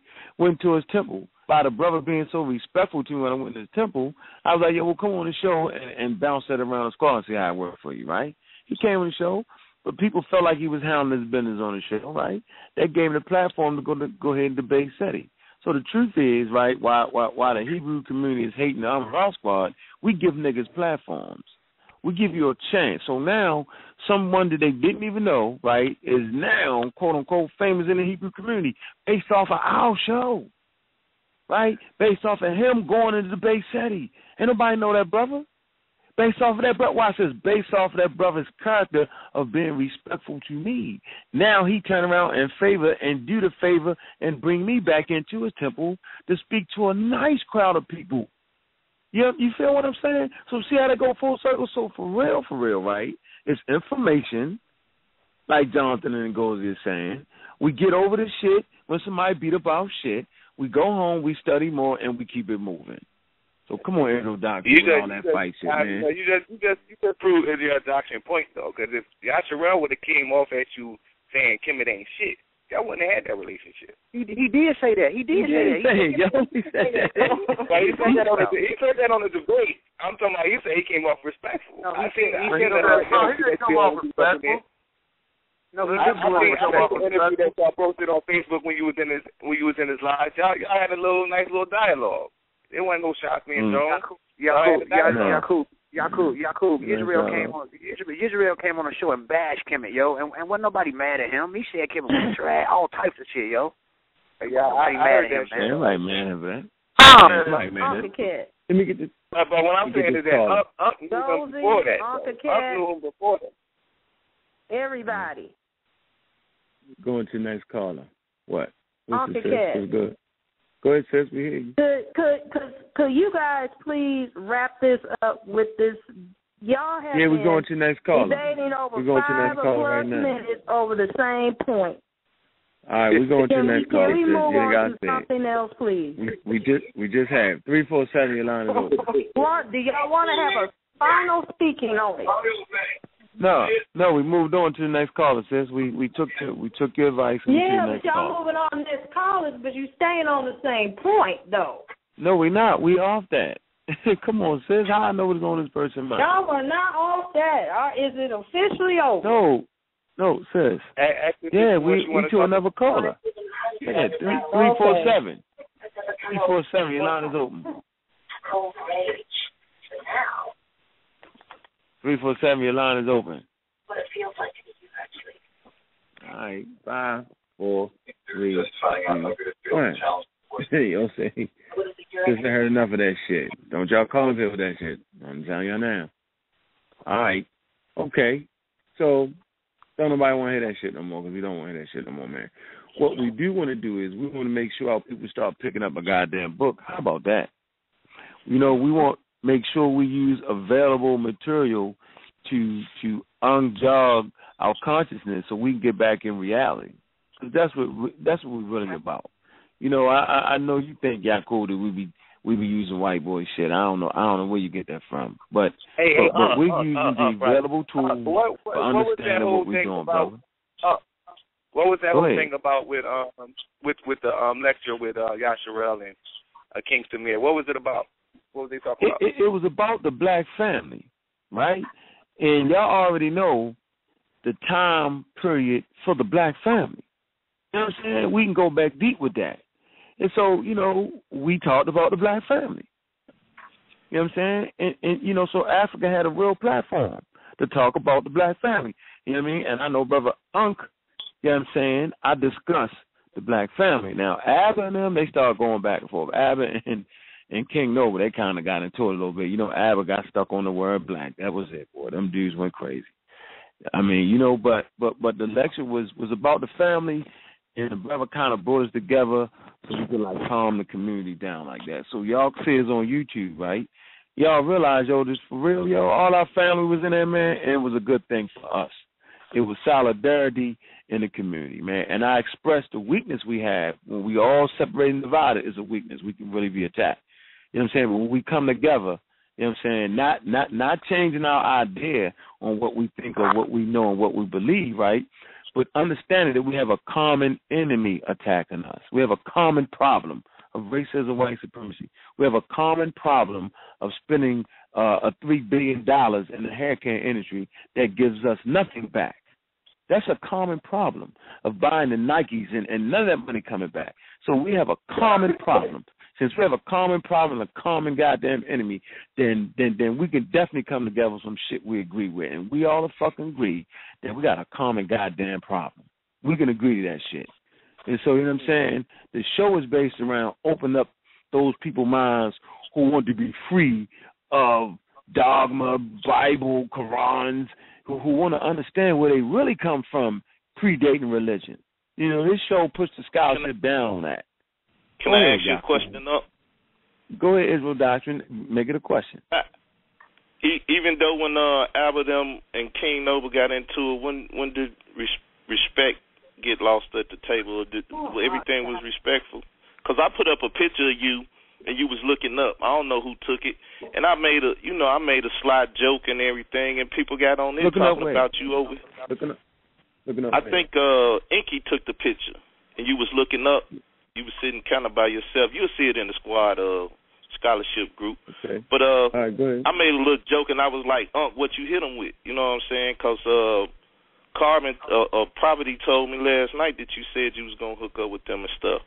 You know what I'm saying? So the whole thing is, one of the biggest problems in the community is, somebody being able to call a forum, sit down, and everybody be respectful.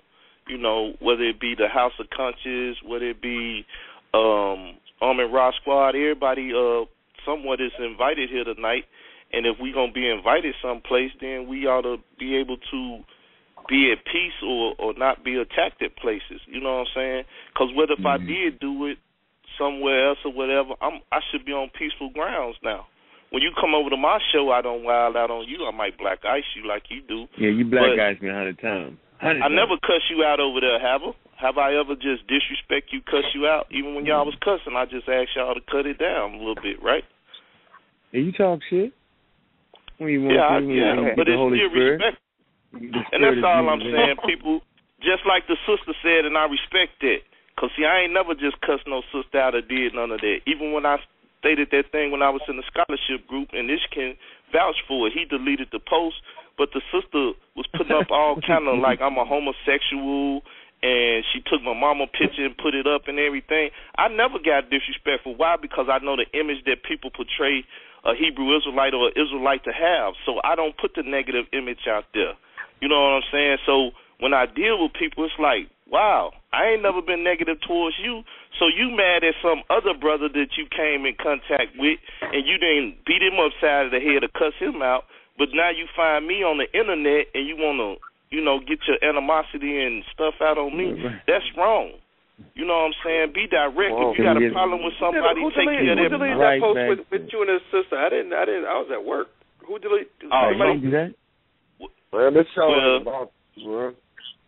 Right, and Jonathan, that's the whole thing. Like I said, I'm equating it to manhood. That's all I'm equating it to. Hold on. Why you just making the show about your personal gripe, though? We ain't really, your issue ain't everybody's issue. The majority of the Hebrews is out there barking on motherfuckers with the foulest, excuse my language, with the foulest language they can find, though. You know what I'm saying? So, right, but I come on here and you say they wrong, then you want to bark on me with it. You gonna say they wrong and you do the same thing. You ain't talking about me in particular. Personally, I told you. I'm talking about the squad because y'all that one of the squad was doing it. That's the bottom line. Y'all that's the squad. You supposed to check him and say, look, the brother ain't disrespected you. But not necessarily true. Not necessarily true. I feel like this. All right, now I feel like this. We should all be under the perfect. We should all be expecting each other to be perfect gentlemen. Whether that fall off or not, we should still know that it's never gonna deteriorate into the realm of being physical. And whenever somebody try to push line on the phone like, oh, if you was in my hood, see, that's all bogus. And that's when we leave in the realms of scholarship and going back to the levels that we trying to get up out of. Like, so regardless whether somebody talking hard at you or forceful towards your doctrine, it's still on you to remain solid and remain a man and not be offended to the point of trying to take something oral and make it physical. Like, oh, yeah, if it would go down like this if you said that to me. Why would that be the case? Why would that be the case? Let me get this straight. 404. I guess the niggas run out of shit. They run out of shit. Yeah, I agree. I agree 100%. 404, your line is open. Hello, Black African Power. Black African Power. This is Jackie. I just want to say, sometimes people need to realize when they are being attacked and what they believe in is being attacked. It is not the same thing. If you, like this dude just said, he posted a picture of Ankh and made a joke about it. If somebody take it serious. He did the same thing to me in that group. Don't bring up stuff about a group on the show when the person can't defend themselves. Now I'm here to defend myself. You posted my picture. You attacked my intelligence. And when you attack people, you can't say what right and how they can attack you back. You can't do that. If you don't want to be attacked, if you don't want to be attacked, you gotta let me speak. You gotta let me speak. If you don't want to be attacked, don't attack, because you never know how that person gonna attack you back. And if you didn't like how I attacked you back, you shouldn't have threw the first blow. You shouldn't have talked about my mother, and I wouldn't have posted a picture of your mother. All is fair in love and war. When we joking, we joking. But when you start attacking people's intelligence and attacking people's mother, don't expect for that person not to attack you back. And that's the same thing that's going on this show. When that dude tried to tell you that you're suffering from cognitive dissonance, you not understanding what it means. He's telling you that even though you run into the truth, you stick to your doctrine and ignore the truth. And that's what's going on now. You keep trying to make it about attacking you and attacking people. And if you don't believe in that doctrine, you got the right to attack that doctrine. That's what the whole Amin-Ra squad is about. That's what it's been about ever since I've been hearing them, banging on people's doctrine that don't have nothing to back it up. But at the end of the day, I have to say. And I ended that debate with you by blocking you. and I have to hear you on this show because I'm a Ra supporter. Please don't bring up things that happen in a group on the show. Don't do it. It's and Ra. It's and Ra too, ain't it? Ain't that the name on the group? And it's the same thing, whether it's this show or whether it's that group or whatever. As leaders, we supposed to protect our people at all times. You out of there, Israel doctrine. Hold on for a minute. Hold on. We got a special caller calling in from Greece. Where you at, sis?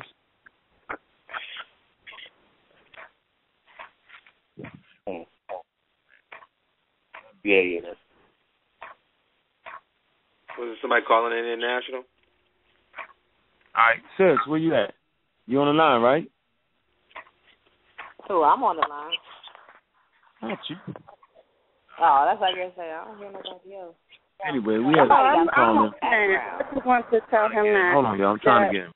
You can't attack people and say that they're attacking you. It's the doctrine that's being attacked. It's the philosophy that's being attacked. And it's what people that believe in that's being attacked. I don't see people attacking people. That's all I hear. But when people take it personal, they try to switch it around. And it's not about that. As long as I've been hearing this show, I only hear the information being attacked and not people until people take it personal. Hold on. Can you hear me, sis? Yeah, I hear you now. Hold on. Let me let the sister speak from Greece, yo. This is important, yo. That's how far the show goes. Talk to us, sis. What's your name? Hi. Yes, hi. I live on Crete, on the island of Crete in Greece, and we've been here for about almost 6 years now. And I listen in as often as I can. I'm just learning. I'm very new at all of this. So it's very interesting, and it's a learning experience for me, and I really appreciate everything, all of you. So sis, they not teaching you that over there on the island of Crete? Of course not.